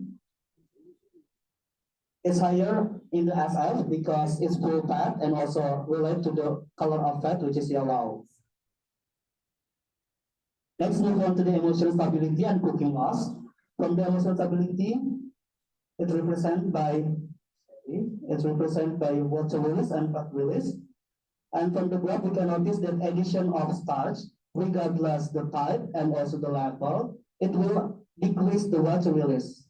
It's meant the good thing, because it's meant the system or the food system can maintain the water during the heat treatment. However, the addition of non-waxy rice starch at level 3%, it's failed to maintain the cooking loss. Next one is thawing loss. It's basically to know how well sample will keep their weight or maintain the weight during the freezing and thawing. And from this graph, I will focus only on this. If we compare, this one is waxy rice starch 3% with the non-waxy rice starch 3%. This one shows the lower thawing loss. Again, this means good because they can maintain their weight during the stress, and it might relate to the role of amylopectin, which is rich in waxy rice starch. And then for the texture, actually we have 5 parameters, but this time I will show only the hardness, because the gaminess and chewiness have the similar trend. However, the springiness and classiveness is not significant. And we can notice that the SF1, I can say that this is the most stable product because the fluctuation is not that far, and it followed by the 3% of starch, both waxy and also non-waxy rice starch. And this is the schematic of food system that we're working on. This one is emulsion sausage without the starch before cooking, and this one is emulsion sausage after cooking. This one is emulsion sausage with addition of starch before cooking, and this is after cooking. So basically, in this study, we utilize the benefit of starch gelatinization to hold more water in the food system. The previous research show us that waxy rice starch and non-waxy rice starch have different degree of gelatinization. So we need to confirm that by microscopic evaluation. And yes, after we do the microscopic evaluation, we can see that it's supposed to be like biofilm still there after we cooking. So it means the gelatinization is not complete from the sample that use the non-waxy rice starch. And during the freeze-thaw cycle, the structural damage of meat emulsion can be caused by at least 3 processes, which are ice crystal formation, starch retrogradation, and also protein degeneration. This process will release butter and interrupt the food system. So from the result, I can conclude that adding 2% of oxidized starch can improve the product by improving the emulsion stability, preserve the color and texture, reduce the cooking loss, and also provide the optimum stability during the third cycle. And the recommendation for the similar research next time is to test the viability of starch with the compatibility of temperature of meat processing. So thank you so much.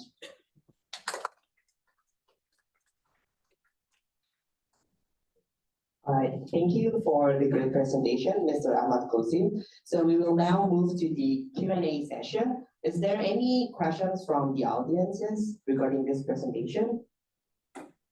Or those who in Zoom laughter, you may raise your hand if you have any questions. I have some questions here. So I think before the slides of the your conclusion, you mentioned about protein degeneration. Yeah. Do you mean what does it mean? Because as far as I know, in terms of the food texture or emulsion system in the food, we know about the protein denaturation or degradation. So maybe you can give more explanation. Oh yeah, I mean the degeneration is after the freezing and thawing. We do know that it will be aggregating during the heating. But what I discuss is about the freezing because I do the freezing and thawing to the product. So during the freezing and thawing, after the dissociation, protein will also degenerate by the time and also the oxidation, and it will release the water and also interrupt the system or matrix of the food. So it will also affect the texture of the product. Yeah, but I think in my opinion, it will be better if you explain it's gonna start with the protein denaturation, which is where the protein start to unfold and then change the state into reversible or irreversible changes of the protein state, which also influence the functional properties of the protein, right? And I think in your study, you focus on the change in texture, which actually not only is influenced by the starch, water, but also protein. And what do you think about what kind of protein that contribute the most in the emulsion system in the chicken sausage? Okay, I do have also some other parameters for like freezing thawing, but they're still limited on publication things, so I need cut some more.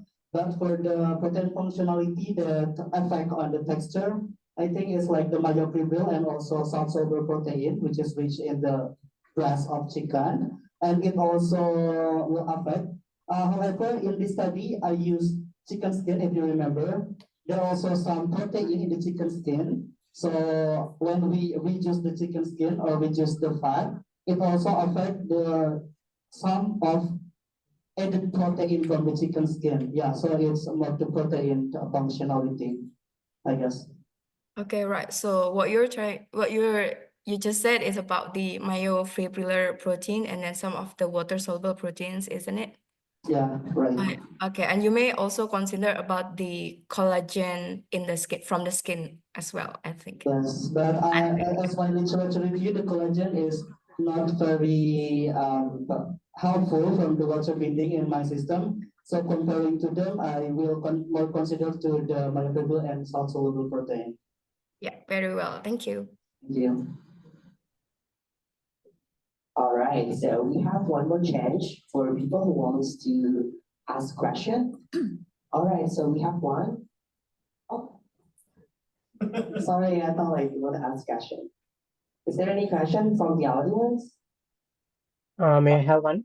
Sure. Yeah, hi, Ahmed. This is very interesting topic for me also. I just wanted to know about the structural and rheological properties. Have you studied the microstructure of sausage matrix by using SAM or other methods? Unfortunately, not. Because if you are considering about your structural stability and emotional stability, I think rheology and structure plays important role. So you may consider this in your objective.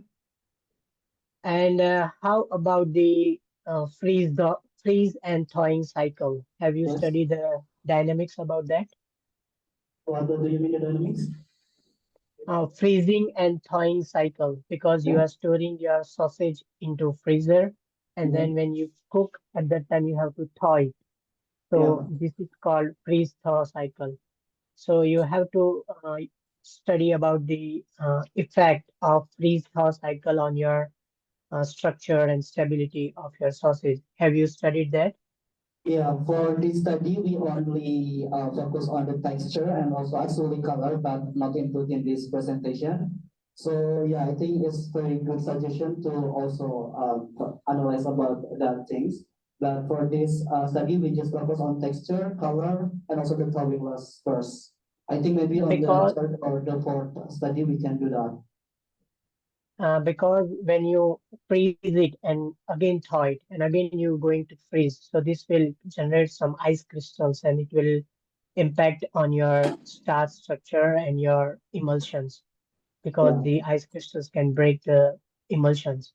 So Yes. better to study that one. Otherwise, this is very interesting topic. All the best. And thank you so much. And I agree about that because in the system, the starch, protein, and also fat will continuously changing during the freezing and the thawing. Yeah, it's very good insight. Thank you so much. Yeah. All right, thank you, Mr. Ahmad Kauzin, for the presentation. Let's us give applause for him. All right, so we move to the next presenter. We will have Mr. Ari Adrianto from Chulalongkorn University with his topic of the substitution of manganese in copper alumina matrix for transforming glycerol into 1,2-propanediol formations. For Mr. Ari Adrianto, the stage is yours.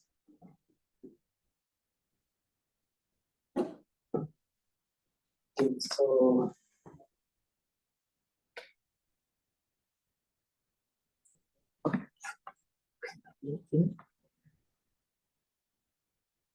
like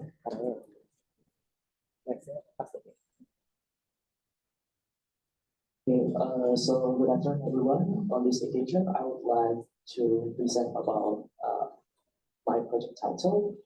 And so before that, I want to introduce myself. My name is Ari, and I'm from Chulalongkorn University. So my project is about the substitution of manganese into the copper alumina matrix for transfer glycerol into 1,2-propanediol formations.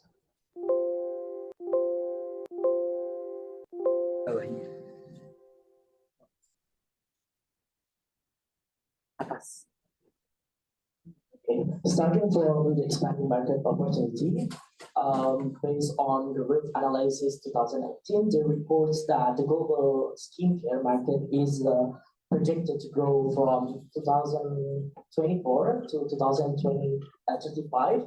And as you can see from this figure, you can see like mostly insignificant growth is driven by various products like categories like skincare cleanser, anti-aging products, skin moisture, and also sun protectors and others. So we conclude that like nowadays like cosmetic and also skincare is one of the like high consumptions.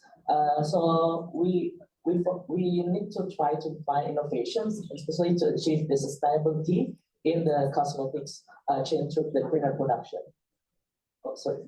And this is one of the raw material that name is glycerol. So basically glycerol is a high glycerol materials that it can be produced into several products that can be useful in the skincare. And also the glycerol can also improve the process and also reduce the production cost. And since the glycerol can convert it into some biochemical products, one of them is 1,2-propanediol. So what is the 1,2-propanediol? So 1,2-propanediol is also known as a propylene glycol or 1,2-PO. And this chemical is the most promising chemicals, mostly used as an additive agent in cosmetics. And as you can see, maybe all of you guys normally use skincare in daily routine, and there are some products that normally they have a very abundant amount of 1,2-propanediol, like Candela, Scientific, the ordinary, and also SK2. But however, normally nowadays they produce 1,2-propanediol by using the fermentation, which has a lack of the process in terms of they use harmful bacteria, slow fermentation, low efficiency, and also high cost productions. So the potential of a glycerol reforming are required in here because it has advantages such as a low main ingredient price, high productions, and also best preconditions. Before entering the literature, I would like to explain and emphasize about the mechanism reactions. So basically, hydrogenasis is like consecutive reactions. Since I mentioned before, the glycerol as a raw material will convert it into the acetal via dehydration, which requires catalysts that should have properties like Lewis acid type and also has a CO bond cleavage for breaking the bond. From the acetal as an intermediate will undergo to 1,2-propanediol via hydrogenation, and it also requires Lewis acid type to promote the reactions in the syngas like glycerol reforming and also 1,2-gas reactions. So normally, researchers try to apply and modify the transition and also like bimetallic methods and doping into like some structure. And one of them is a matrix like hydrocarbon. As you can see, the matrix hydrocarbon is consists of M2 plus M2 plus, which is like trivalent metal ion and also divalent metal ion. So divalent metal ions is such as copper 2 plus, Mn2 plus, while the trivalent metal ions is consists of Ln3 plus. And they found that the reconstruction hydrocarbon from here to reduce catalyst form, it has advantage in terms of the good cationic dispersions and also the flexible composition. From the literature, Kuljiras et al. 2020 reports that the role of reduced form could enhance the 1,2-propanediol since we targeted this product as a main product. You can see that the reduced could enhance the glycerol conversion with 66.1% and 1,2-propanediol around 48.1%. And this literature also mentions that the copper also can enhance the 1,2-propanediol because it promotes the CO bond cleavage on these reactions. So this is another literature from Bosola et al. 2017 reports that manganese addition in platinum combined with carbon could enhance the hydrogen formations. As you can see that the addition after manganese added into the platinum carbon could enhance the hydrogen because of manganese has activity. Manganese has properties as a Lewis acid type, and because of the Lewis acid type, it could also influence the reactions on the syngas by enhancing the hydrogen donor on glycerol reforming and 1,2-gas reactions. So from the literature, we can conclude that the expectation from manganese addition in copper alumina matrix could also enhance the CO bond cleavage, the Lewis acid type, but also enhance the surface area and high absorption on the surface. So this is the synthesize the method that I use. So normally we use the full chemical batch competitions, and then we will got the product, and then we will doing some treatment calcine at 500 degrees Celsius, and then reduce with the nitrogen for 4 hours. So this is the results. So as you can see, starting from the non-catalyst, it's only achieved 6.4%. When we try to apply the reduced copper alumina, it enhanced the glycerol conversion with 74.4%.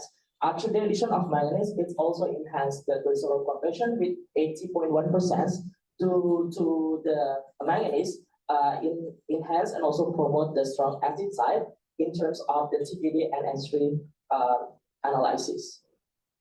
So in terms of the product, as you can see, since our targeted product is 1,2-propanediol, when we use a non-catalyst, like there is no 1,2-propanediol formations, after the reduced copper alumina, it shows like moderate 1,2 propanediol, only 36%, with the abundance of acetal 33.2% due to the copper X levels the CO cleavage. And the manganese is achieved 62.6%, which is like very useful. And this is the comparison of the work. As you can see, like this work has a very good in terms of the results. So this is the conclusion. So basically, the manganese addition into copper alumina could enhance the 1,2 propanediol formations because to promote the strong acid side and creates the excessive hydrogenation reactions and promote the 1,2 propanediol formations. So thank you for your attention.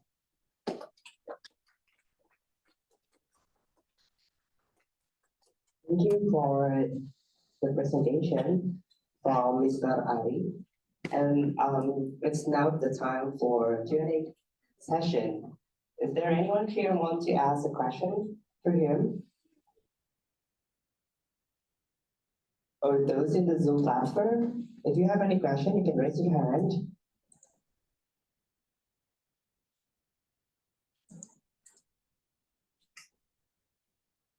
So that this research actually, I personally think that this research is also related with my research.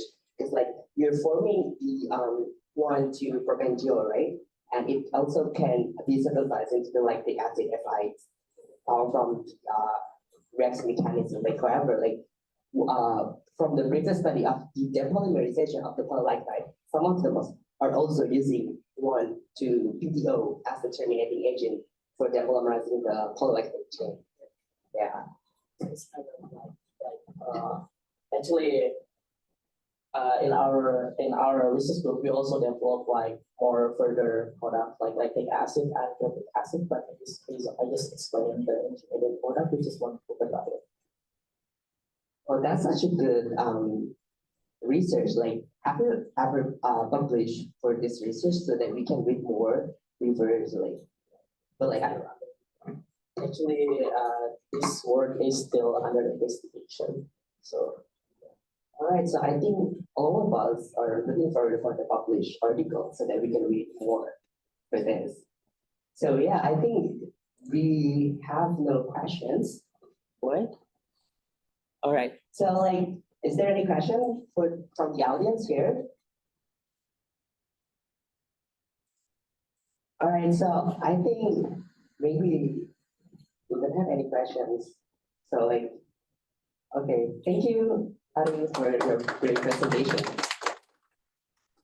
Now into the next presenter, we have Mr. Ahmad Effendi from Jawaharlal University, with his title of Dissolvable Microneedles as an Advanced Transdermal Drug Delivery System for Bacteriophage Against Pseudomonas aeruginosa Infection in the Skin. So the stage is yours.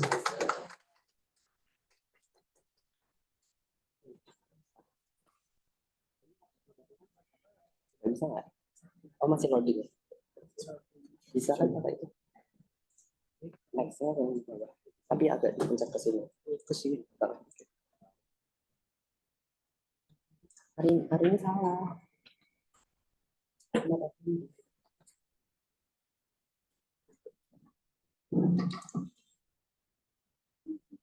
Namanya Ahmad Effendi.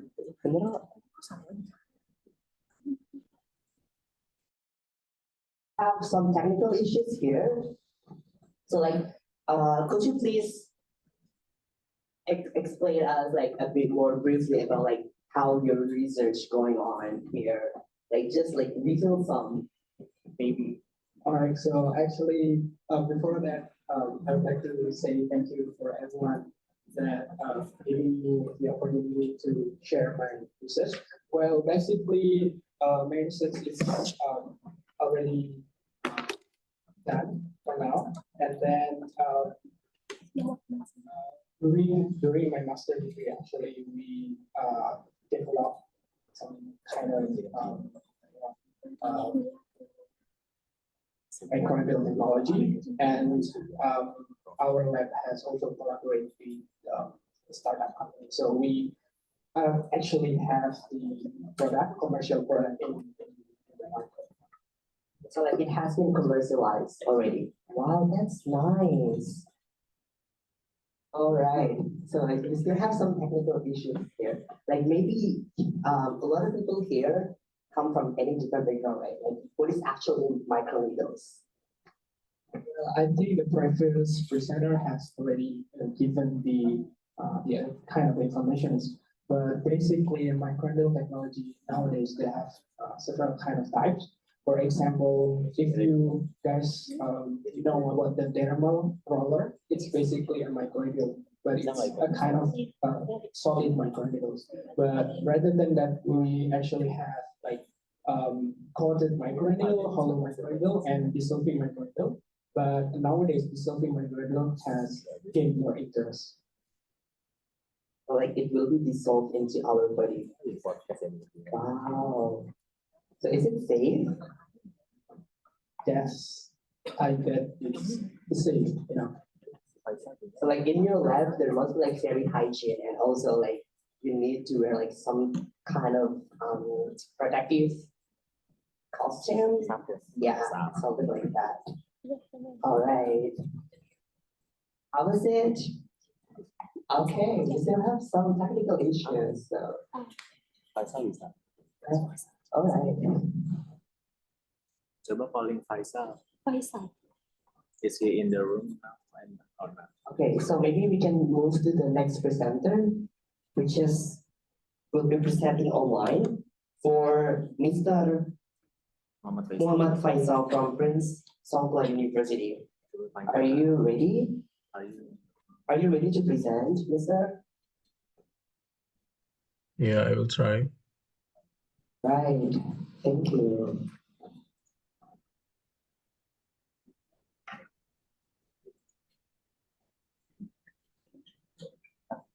So like, are you going to share your slide or you need help from us to share your screen, sir? I think I will share my slide through my computer. Okay. So whenever you're ready, sir, you can just start. Can you see the PowerPoint? It's loading now. Yeah, we can see. Please make it full screen. All right. Right, it's clear now. Go ahead.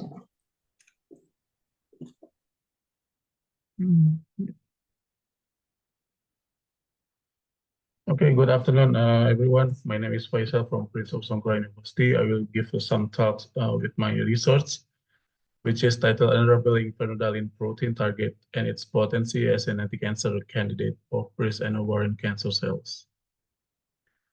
Firstly, I would like to talk about the rationale because here the cancer is the the second leading of the causes death with human here, and also the Asian, I think more than half in the 2022 caused death from the 10 million deaths, almost 10 million deaths, and Indonesia itself, the breast cancer is the first leading. So I think the breast and also ovarian cancer, the ratio of the mortalities here is high because when we can compare in the female and also both sexes, I think the ovarian also can have a concern in this type of cancer.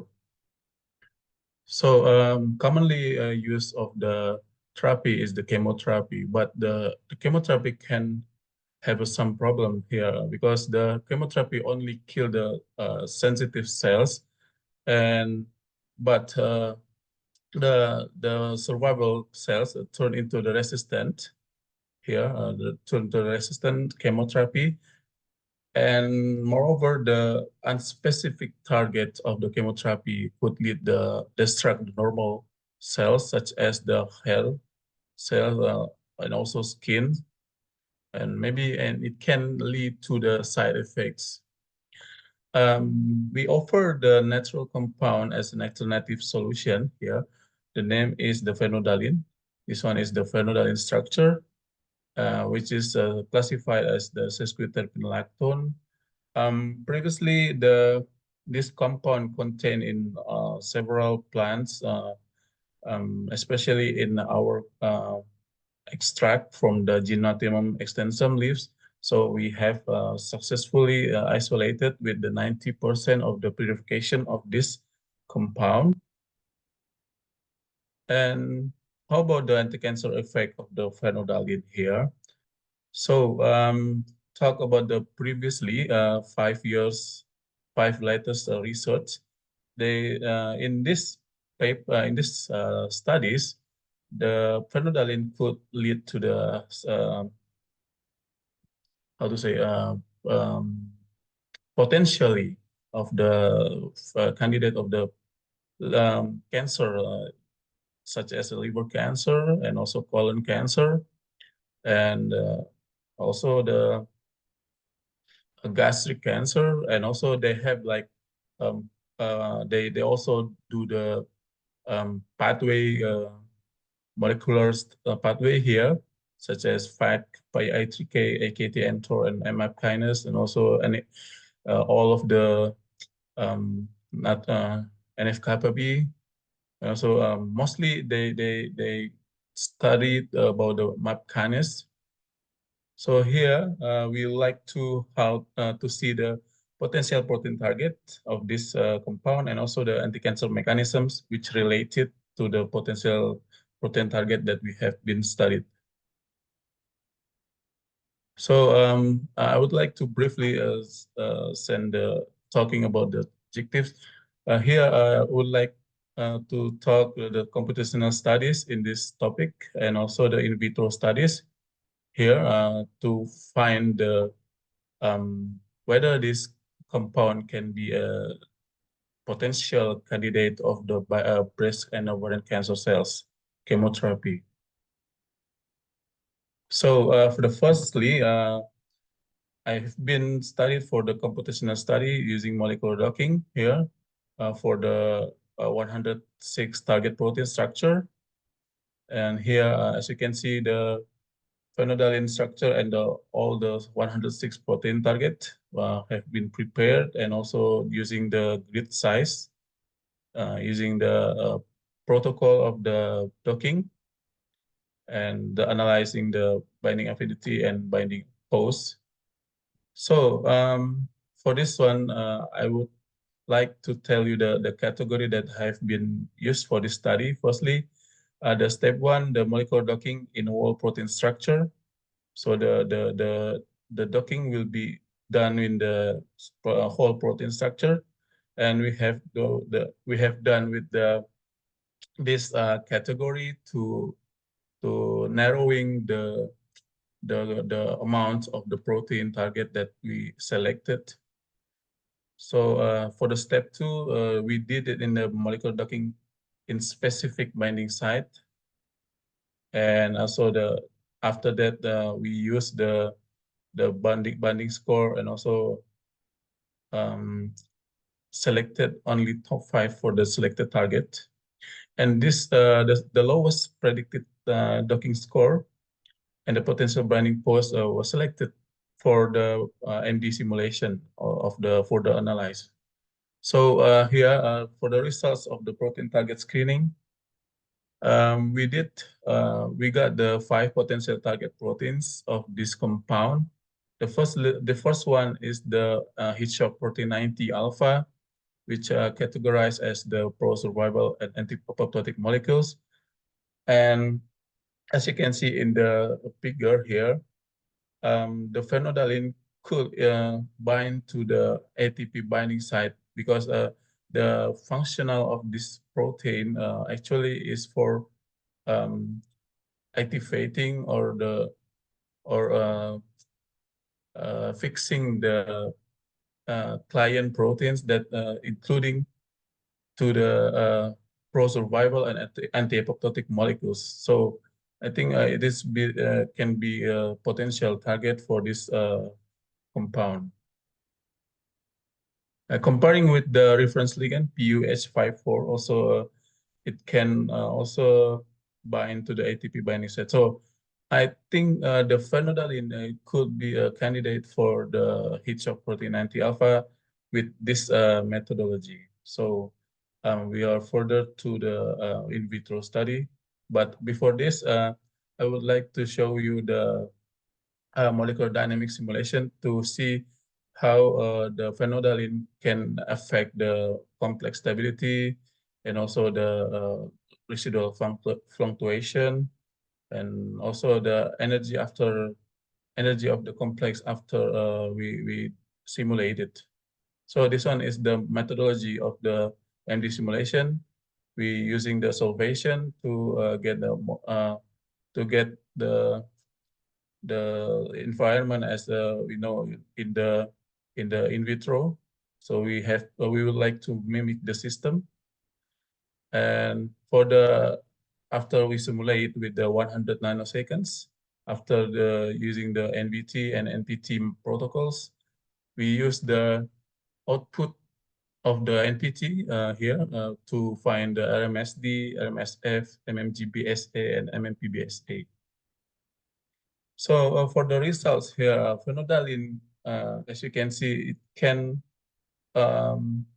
slightly have a RMSD. It means like the stability of the complex is stable. It's stable. It's not like fluctuate with the complex between the phenolphthalein and also the protein. So for the RMSF here, also it's not a high RMSF, not high fluctuation here. And also phenolphthalein can show a similar of MMGPSA or the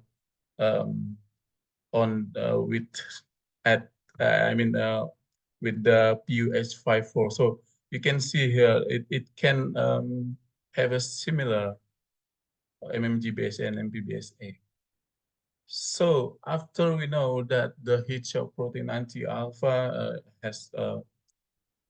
can be potential target of phenolphthalein, so we would like to do how the phenolphthalein can be able to have anti-cancer mechanisms on breast and ovarian cancer. So here we do the MTT. Okay, here MTT. So I say to find the cytotoxicity. Oops.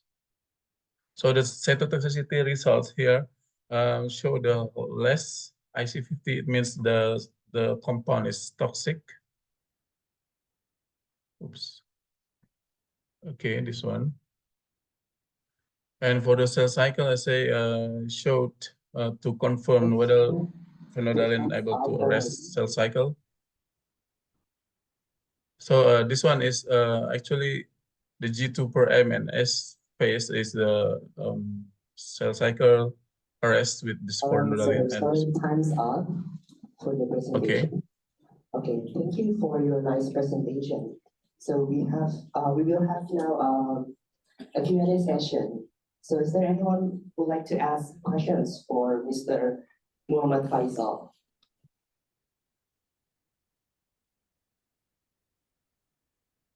Please raise your hand.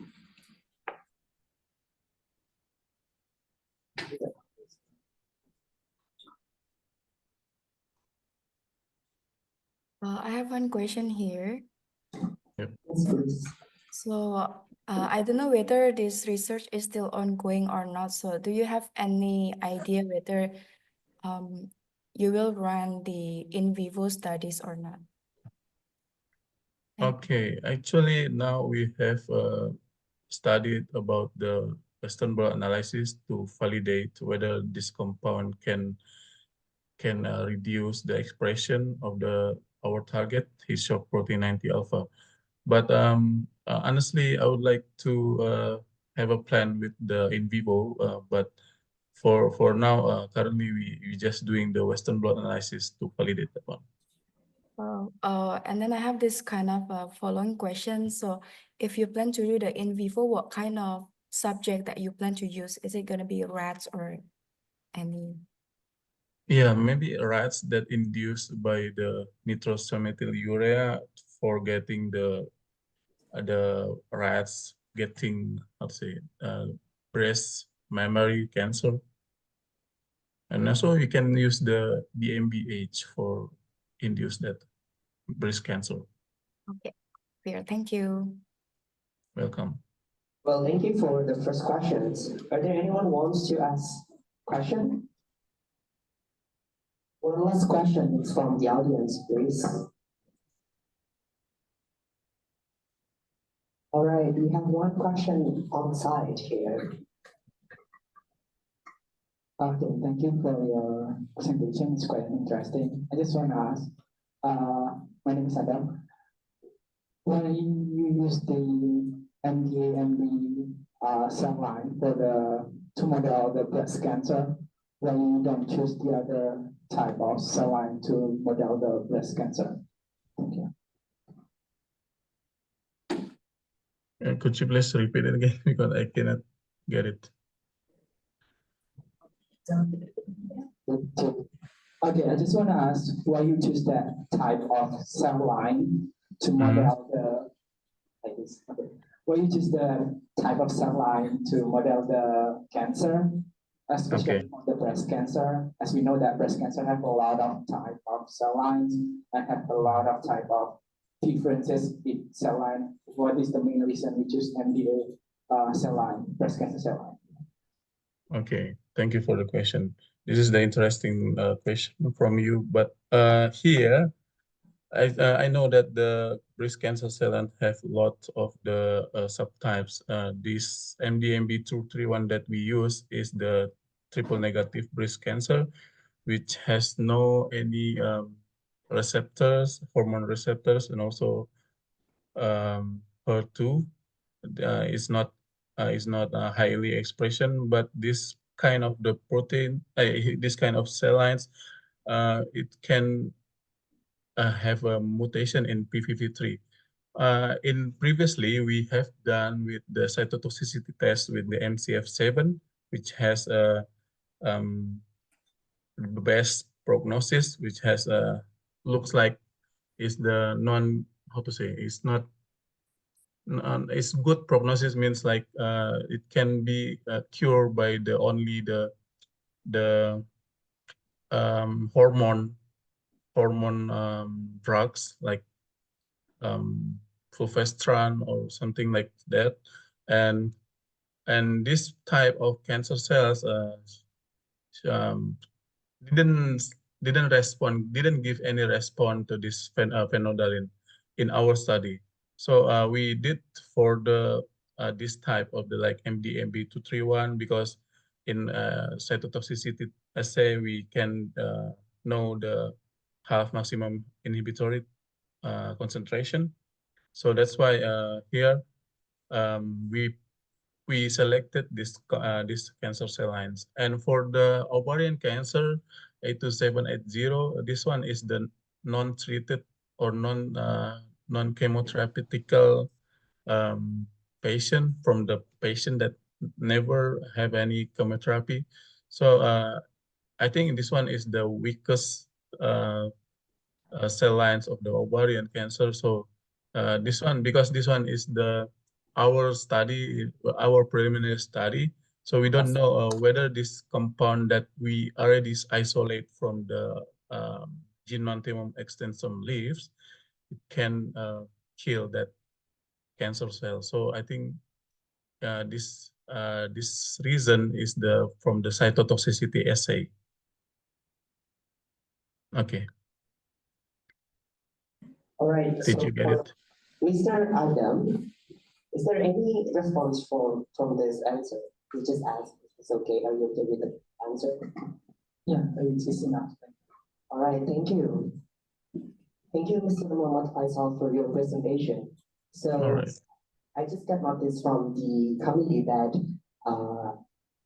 Bapak Research just joined our Zoom platform. So I say welcome for just join our event. So like we will have one more presenter, the last one, which goes to Mr. the review two presenters, last two presenters.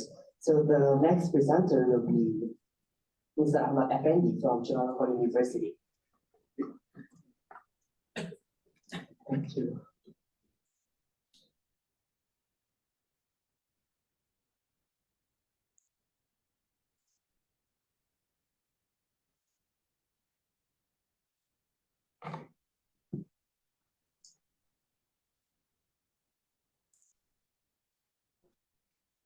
Okay, good afternoon, everyone.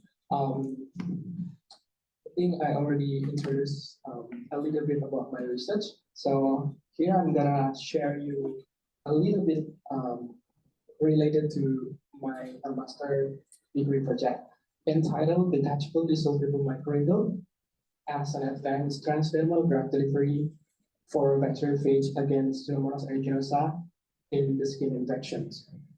So let's start from the introduction. So basically, antimicrobial agent has become a critical concern for human health, and it's already predicted that in 2050 there will be more than 10 million people that deaths because of the antimicrobial resistance. If you guys know that, I think nowadays the use of antibiotic has been avoided due to this kind of problem. And I think there are several kind of bacteria that lead to highly risk of multi-drug resistance. One of them is Pseudomonas aeruginosa. And according to the estimate, multi-drug resistance of Pseudomonas aeruginosa caused nearly 33,000 hospitalized patients and about 2,700 patients in the US have a level of serious threat. Actually, Pseudomonas aeruginosa can be found abundantly in our nature, both in soil and also in the wastewater. And nowadays, the Pseudomonas aeruginosa can contribute to some kind of disease, for example, cystic fibrosis, and also can infect into the blood infections as well as the urinary tract infections. And in my research, we focus on the skin infected Pseudomonas aeruginosa. You can see here, actually, Pseudomonas aeruginosa can also contribute to the skin infections.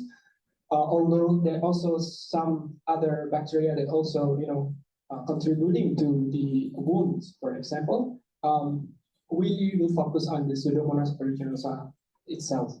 Well, when there is some wound in the skin, which is caused by the Pseudomonas aeruginosa infections, they probably tend to produce some defense mechanism. They can produce exopolysaccharide known as biofilm. So this biofilm can protect the bacteria from any kind of antimicrobial agents. So at this stage, the use of antibiotic might not work well because it cannot, touch the bacterial cells.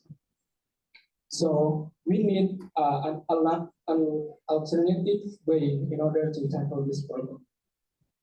In my research, I use bacteriophage. Basically, bacteriophage is one kind of virus. I think it's a special virus because it's not infect to human, rather it's only infect a specific bacteria. So we can use this strategy in order to kill the specific bacteria or the targeted bacteria that we want. And if you guys wondering, the size of bacteriophage is actually lower than the bacteria, which is ranging from 20 to 200 nanometers. However, the bacteriophage therapy nowadays still have limitations related to the stability of the bacteriophage itself, and due to the pH of the environment as well as the temperature, since the bacteriophage is protein. And another problem that currently being doing is that to deliver bacteriophage, we need a good strategy, especially for the skin infections. Currently, there are several types of transdermal drug delivery system. I can say like the topical drug delivery and then also hypodermic needle. However, this kind of technologies still have a limitation related to the painful and also an ineffective delivery for the topical drug delivery system. So here we propose the dissolved stable microneedles in order to make the delivery efficiency of the bacteriophage inside the skin. However, the current dissolving microneedle still have a limitation related to the unreliable drug delivery, especially when we detach the base. There's still remaining needle that probably still have a drug there. So to address this problem, to solve this problem, we use the detachable dissolvable microneedles. We basically use 2 layers of polymer and then attach to the water penetrable sheet. So this water penetrable sheet can detach the base and deliver the whole needle inside the skin. So back to our research. So first thing first, we would like to have a best material in order to maintain phage. And then we use that kind of materials to fabricate the microneedle, and then we can test in order to disrupt biofilm and kill the Pseudomonas aeruginosa. Let's start from the first step, which is the material optimizations. So basically, we use hyaluronic acids as the base material, combined with several kind of materials such as trehalose, sucrose, sorbitol, and gelatin. At this stage, we see that the HA gelatin has the best condition in order to maintain both phage. This actual efficacy and SPO1 is the model phage. So after that, we further use the HA and gelatin in order to know the longer shelf life of bacteriophage inside that material. We kept that solid composite, and then we have 2 different kind of condition, which is 40 degrees Celsius and room temperature. As we can see here that both efficacy and SPO1 more likely start more stable at 40 degrees Celsius. So then we already proved that the HA gelatin can have the best stabilization in order to maintain the phage, and then we use that material to fabricate the microneedle. So we basically use a micromolding casting to fabricate that, and then you can see here, I think it's a very beautiful picture of the microneedle, of our microneedle. After that, we characterize the microneedle.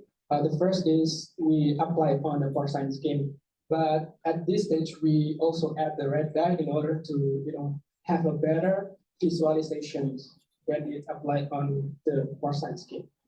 We can see here, like the second row, you can see the pattern of the microneedle. It's already insert into the skin, and you can see at the third row, the red dye has successfully insert the skin.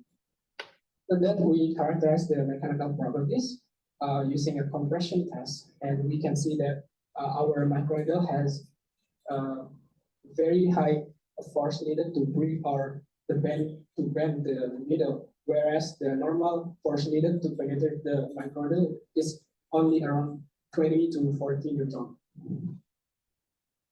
After that, we test that phage-loaded detachable dissolvable microneedle in order to disrupt the biofilm and kill the Pseudomonas aeruginosa by using crystal violet staining and also spot test. For the first, you can see here the color is represent the biofilm. So you can focus on the phage-loaded DDMN here that it is show that has less color than the other groups. And when we measure it with the UV vis spectroscopy, we can also see like the phage-loaded DDMN has a less intensity, which is showed that there is less biofilm there. Further, we also measure how many viable bacterial cells there, we can also see that phase loaded DDMM generates like the lower amounts of the bacteria there. All right, so we reach the conclusion finally. Well, the phage could be preserved in an HA gelatin, especially at 4 degrees Celsius. And then the obtained solid composites could be used to fabricate microneedle that could be successfully penetrate the skin. And then the phage-loaded DDMM could successfully disrupt biofilm and kill the Pseudomonas aeruginosa. Well, the good news is our work has already published in the Journal of Drug Delivery Science and Technology. If you guys interested to read, you can also scan this QR code, since this still have a free access until February 2025. And just let you know, this one is like the product of our from our lab. It's have anti-aging pads and lab filler pads. You can also find it in the the marketplace. And yeah, I think that's all. Thank you so much for your kind attention. Thank you so much for the presentation. Wow, it has been published already, right? I'm looking forward to read the articles then. So, are there any questions from the audience regarding his work? Maybe from the Zoom platform? If you have any question, you may raise your hand.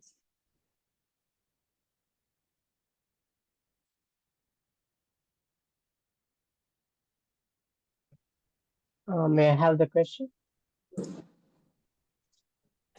Yeah, the last product you have shown in your slide, is it from your concept or is it like already available product? It's actually based on our lab. Sorry, is it from your is it Yeah, same from the your same concept?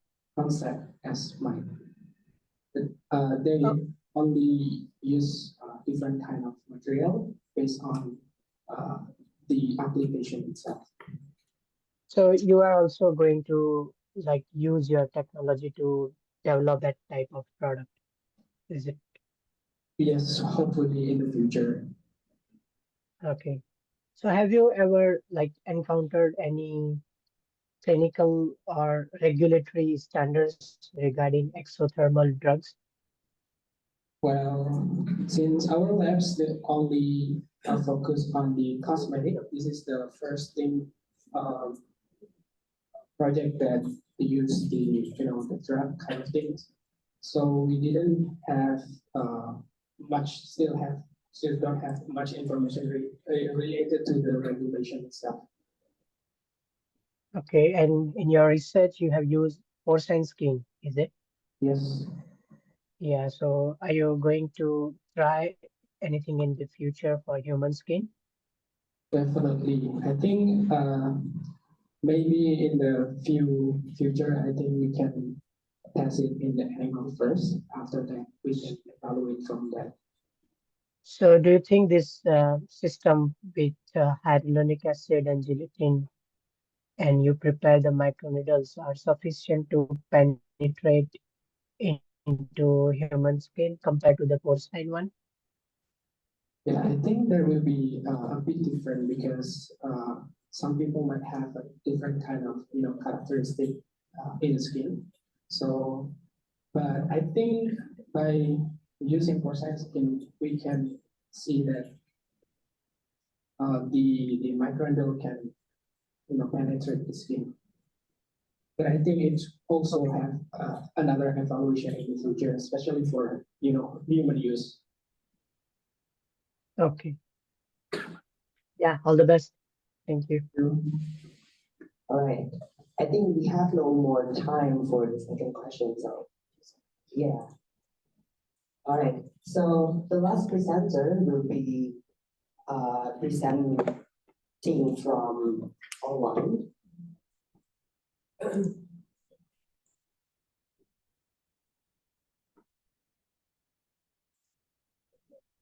All right, so we still have one last presenter from online. We will have Mr. Ahmad Nurdin Khoiri for the last presenter. So, are you ready, Mr. Ahmad? Yeah, I'm Okay. ready. Do you want us to share your screen or you want to share your slide by yourself? I will say by myself. All right, so whenever you're ready, Mr., please, you can start.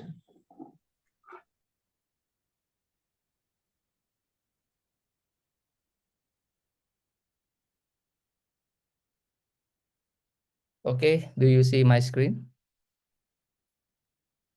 Yes, it's clear now. Okay. Sorry, how about my voice? Is it clear? Is my voice clear? Sorry. Clear, clear. Yes. Okay, okay. Okay, thank you. Okay, good afternoon, everyone. Today, I'm Ahmad Nuruddin Khairi. I'm from KMUTT. Today, I'm really excited to share our work on how microbial communities can revolutionize agriculture for sustainable food production and ecosystem health. So let's get started with the current problems in terms of food securities. So by 2050, it is predicted that the global population will increase up to 9.7 billion people. So it means that we need to increase 60% of our food production. However, there are so many problems right now to increase food production, including shrinking arable land, limited water, and climate change. So with this kind of problem, increasing food productivity making more harder and more difficult. So how can we have enough food for all the peoples around the world? So it is really, really big challenge right now. And then let's see how our farmer currently produce foods. So most of the farmers, maybe almost all farmers, they utilize synthetic agrochemicals to increase their agricultural productivity. However, the usage of this synthetic agrochemical, it can increase the agricultural productivity, but in the same time, they also destroy our environment, they destroy our ecosystem, they destroy our earth, and also the synthetic agrochemical that they use, it can be very dangerous for human and also for the animal health. On the opposite, organic farming, even they are safer, but they are always struggle with low productivity. So this problem really clear shows us that we need an alternative way to produce food in the sustainable way and also to balance between the agricultural productivity and also the ecosystem sustainability. So this is where the microbes come in. So there are so many research reporting that the microbes living in and on the plant tissues, they play critical role on the growth and development of a plant.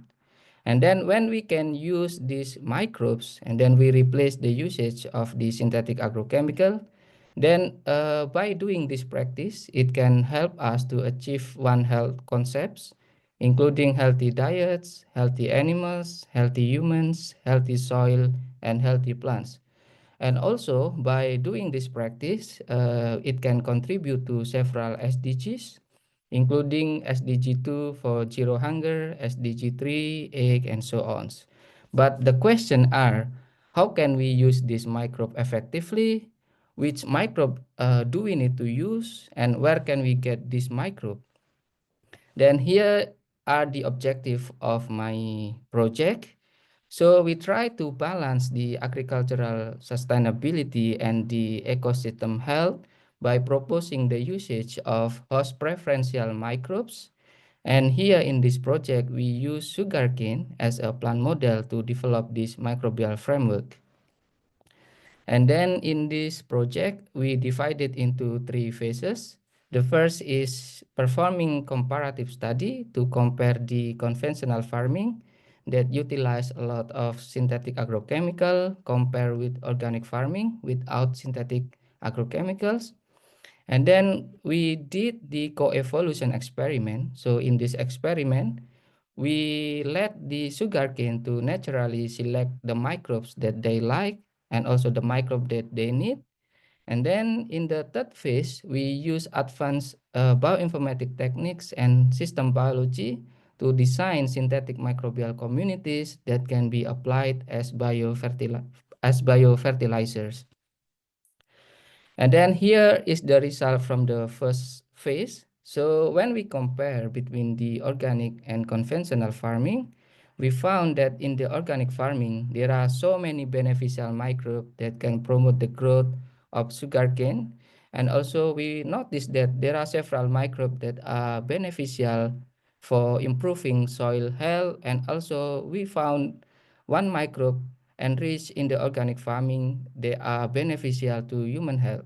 So as you can see here, we found Lactobacillus plantarum. So mostly this microbe used as the probiotic. So it means that the microbe from the soil or from the plant, they can also contribute to our health.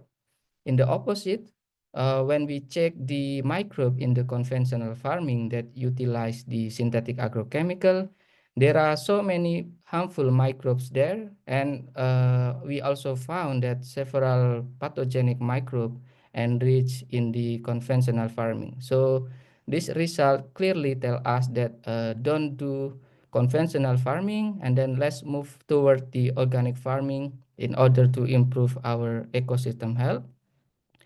And then after we know that there are so many beneficial microbes in the organic farming, so we transplanted the whole microbial communities from the organic farming into sugarcane plantlet that were grown in a pots under greenhouse. And then we repeated this experiment many times. So this is the process called as the coevolution. And then we use advanced bioinformatic techniques to identify the microbes that are selected by the plants, or it is defined as the host preferential microbe. And then here are the result of the microbe that we found selected by the sugarcane. And then after we got the list of the microbes that are preferred by the sugarcane, so we isolated them in the lab, and then we used them to create synthetic microbial communities. And then before we created synthetic communities, first we need to study the functional potential of each microbe that we have in the lab. So we did DNA sequencing and perform genomic analysis for all the isolate that we have in the lab. And we also did in vivo and in vitro tests for all the isolate to see whether they can promote the growth of the plant, as you can see in the picture here. So we did the in vitro tests like the urease activity, IAA production, and so on. We also tested them in vivo using maize, chili, and sugarcane. And we found that most of the isolate that we have, they can promote the growth of the plant better than the control. And the most important thing is that we need to make sure that the isolate that we have and we use to create synthetic communities, they are not harmful to the environment, they are not pathogen to plants, human, and also the animal. So here, from the genomic analysis, we can do all this kind of analysis. And then after that, we created synthetic communities. And then we tested these synthetic communities on the sugarcane, and you can see in the picture here that all the sugarcane inoculated with the synthetic communities, they can grow much better than the NPK fertilizer application and also than the control. And then using bioinformatic analysis, we found that the application of the synthetic communities, it can affect the microbial communities in the soil. And then we further use more advanced bioinformatic analysis and techniques, especially using metagenomic and metatranscriptomics, to study deeper into the molecular mechanisms of how our synthetic communities promote the soil health and the growth of the sugarcane. And we found that the synthetic communities that we created, it can induce the soil health by promoting the growth of the microbe in the soil. And here are the molecular mechanism of how the sugarcane plant grow better when they are inoculated with the synthetic communities. And to sum up, host preference microbe are promising candidate for synthetic community development, and these synthetic communities can offer a sustainable alternative to replace agrochemical to balance the agricultural productivity and sustainability. And the framework that we develop here, it is not limited to sugarcane. It can be applied to different crops and environment. And when we can reduce the agrochemical, then we can mitigate their negative impact on human and environmental health. And then before I end, I would like to say thanks to my supervisor, my scholarship, and everybody's contributing to this project. And thank you for your kind attention. Right. Thank you, Mr. Ahmad, for the presentation. Does anyone have questions for his work?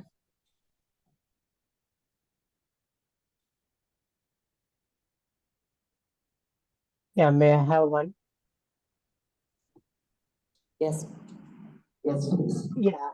So this is very interesting topic related to sustainable agriculture, and thank you for your presentation. So I'm just interested into the formulation of your synthetic microbial communities. That what criteria were you used to formulate these syncoms, and how were their compositions are optimized?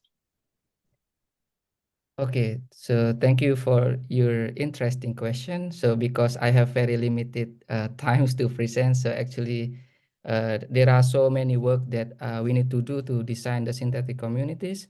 So basically we use bioinformatic techniques and system biology to see how the microbe they work together, whether they can be complementary each other or they can be a competition each other. So this is one criteria that we use to design the synthetic communities to make sure that they can live together.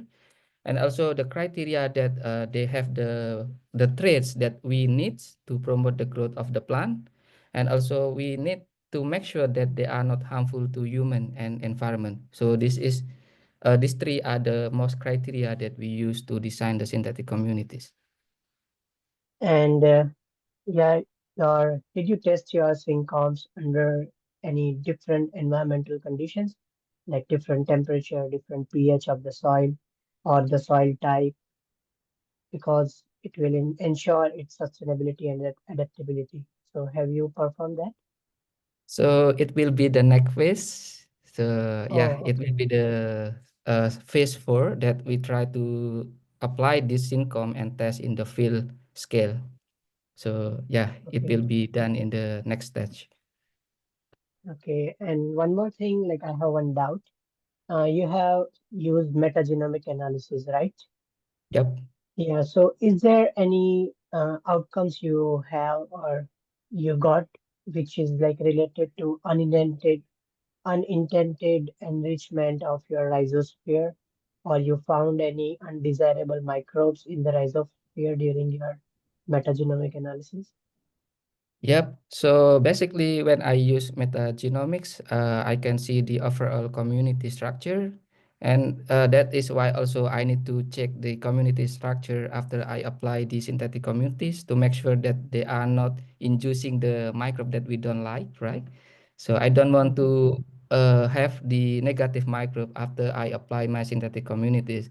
And after I did the metagenomic analysis and did many diversity analysis, we found that yeah, the synthetic community that we applied, it is not inducing any harmful microbe in the soil in our experiment, but we need to check in the field before we can really apply it and commercialize it. There are more things to do in the future. Yeah. Yeah. All the best. Thank you. Thank you. Are there any more questions from the audience? I have one more question. I have question. Yes, please. Thank you for the presentation, Mas Ahmad. Maybe just simple question. Why sugarcane? Why sugarcane?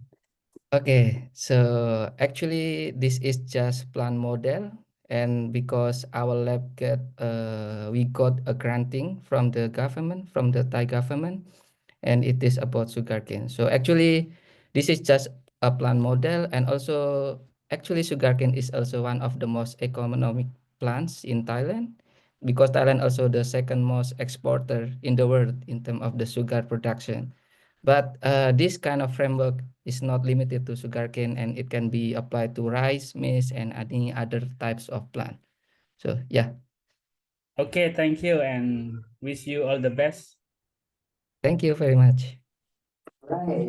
Thank you I have one suggestions, like yes, this is yes. very interesting study, and you are focusing on the cash crops like sugarcane. So maybe next crop you can target about cotton, which is also considered as cash crop, and some other cash crop you have to identify it according to the economical zones around the world, not specific to the only sugarcane. So maybe in your next work, we are hoping for some other cash crops which can benefit to the other parts of the world also. Yeah, thank you very much for your suggestion. All right. With that, we conclude our session for today with Mr. Ahmad as the panel presenter. Well, then I'd like to take a moment to warmly welcome Bapak Devi as the Ambassador from Indonesian Embassy in Bangkok. We're truly grateful for your presence here. And also, if you would like to share a few words for us, we'll be very delighted to hear from you. Please.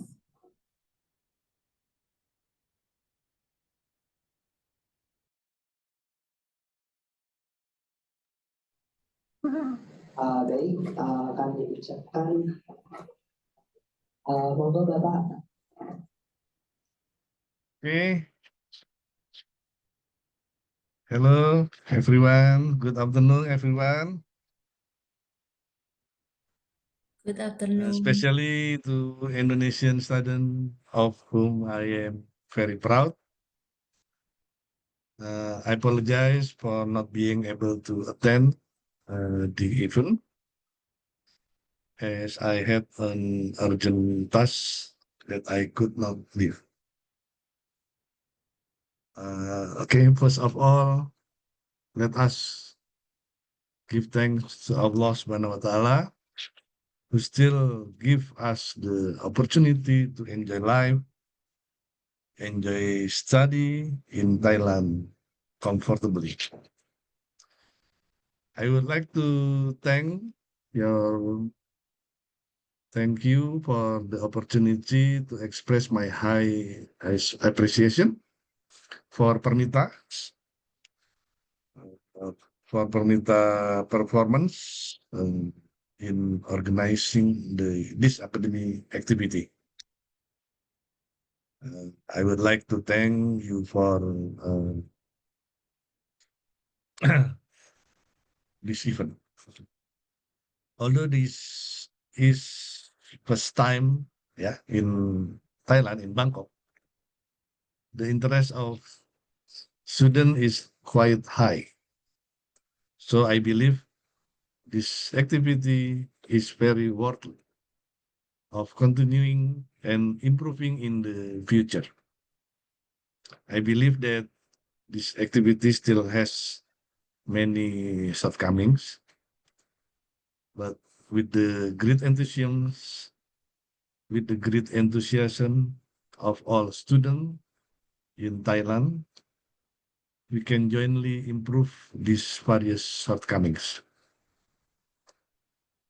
Embassy will be full support to this event, and we can make this event more be high quality in the future.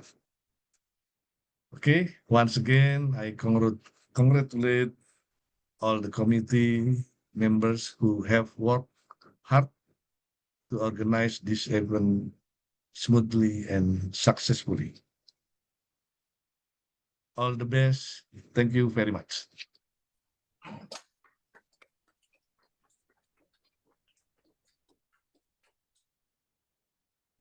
All right, thank you Bapak Devi, for your insightful speech. So that we are reaching our final stage for this event.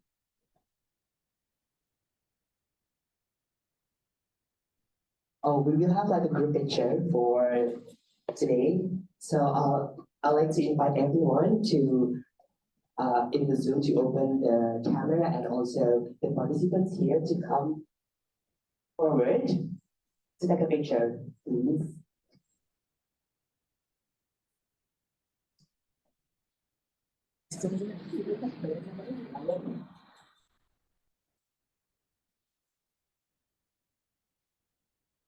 All right, let's go, everyone. Come forward, please.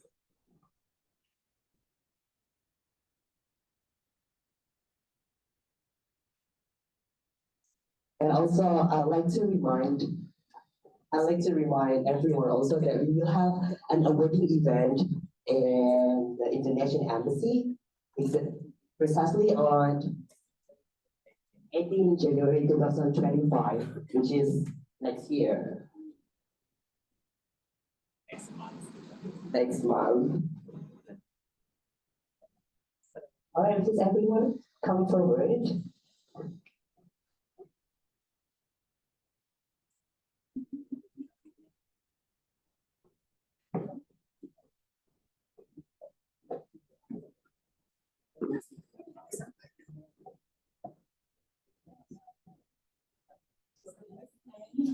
Kasihnya aja nggak apa-apa. Jadi nanti agak nunduk gini ya sih, guys. Layarnya jangan di depan layar ya, di depan layar. Nanti jadi nggak kelihatan. Nah, oke.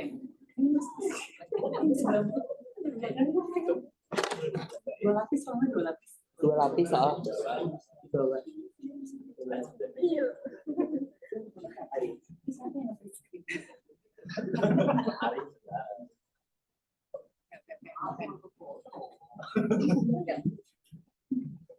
Ini sampai Mbak, ini sampai Mbak. Ada sini aja, Mbak. Foto dari atas aja. Ya, mau kelihatan pasar banyak nggak masuk. All right. So get ready, everyone. So I'll count on three. And 1, 2, 3.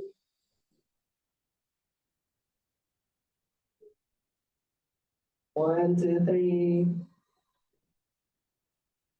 Okay, 1, 2, 3. All right, great. Thank you.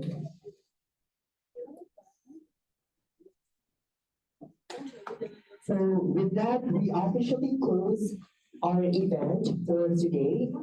We are from the committee. Would like to say thank you very much for the participants and also the judges that already participate in our event, from those and also from outside and also online platform. So we would like to, we look forward to see you in person at KBRI Bangkok at the awarding event at 18 January 2025. So I'm Yusuf Manajudanto. See you in the next event. Thank you everyone. Terima kasih Bapak. Sukses terus ya semua. Terima kasih. Terima kasih Pak Dedi dan Thank you. Jika saya izin live ya. Oke ya, terima kasih ya. Ini.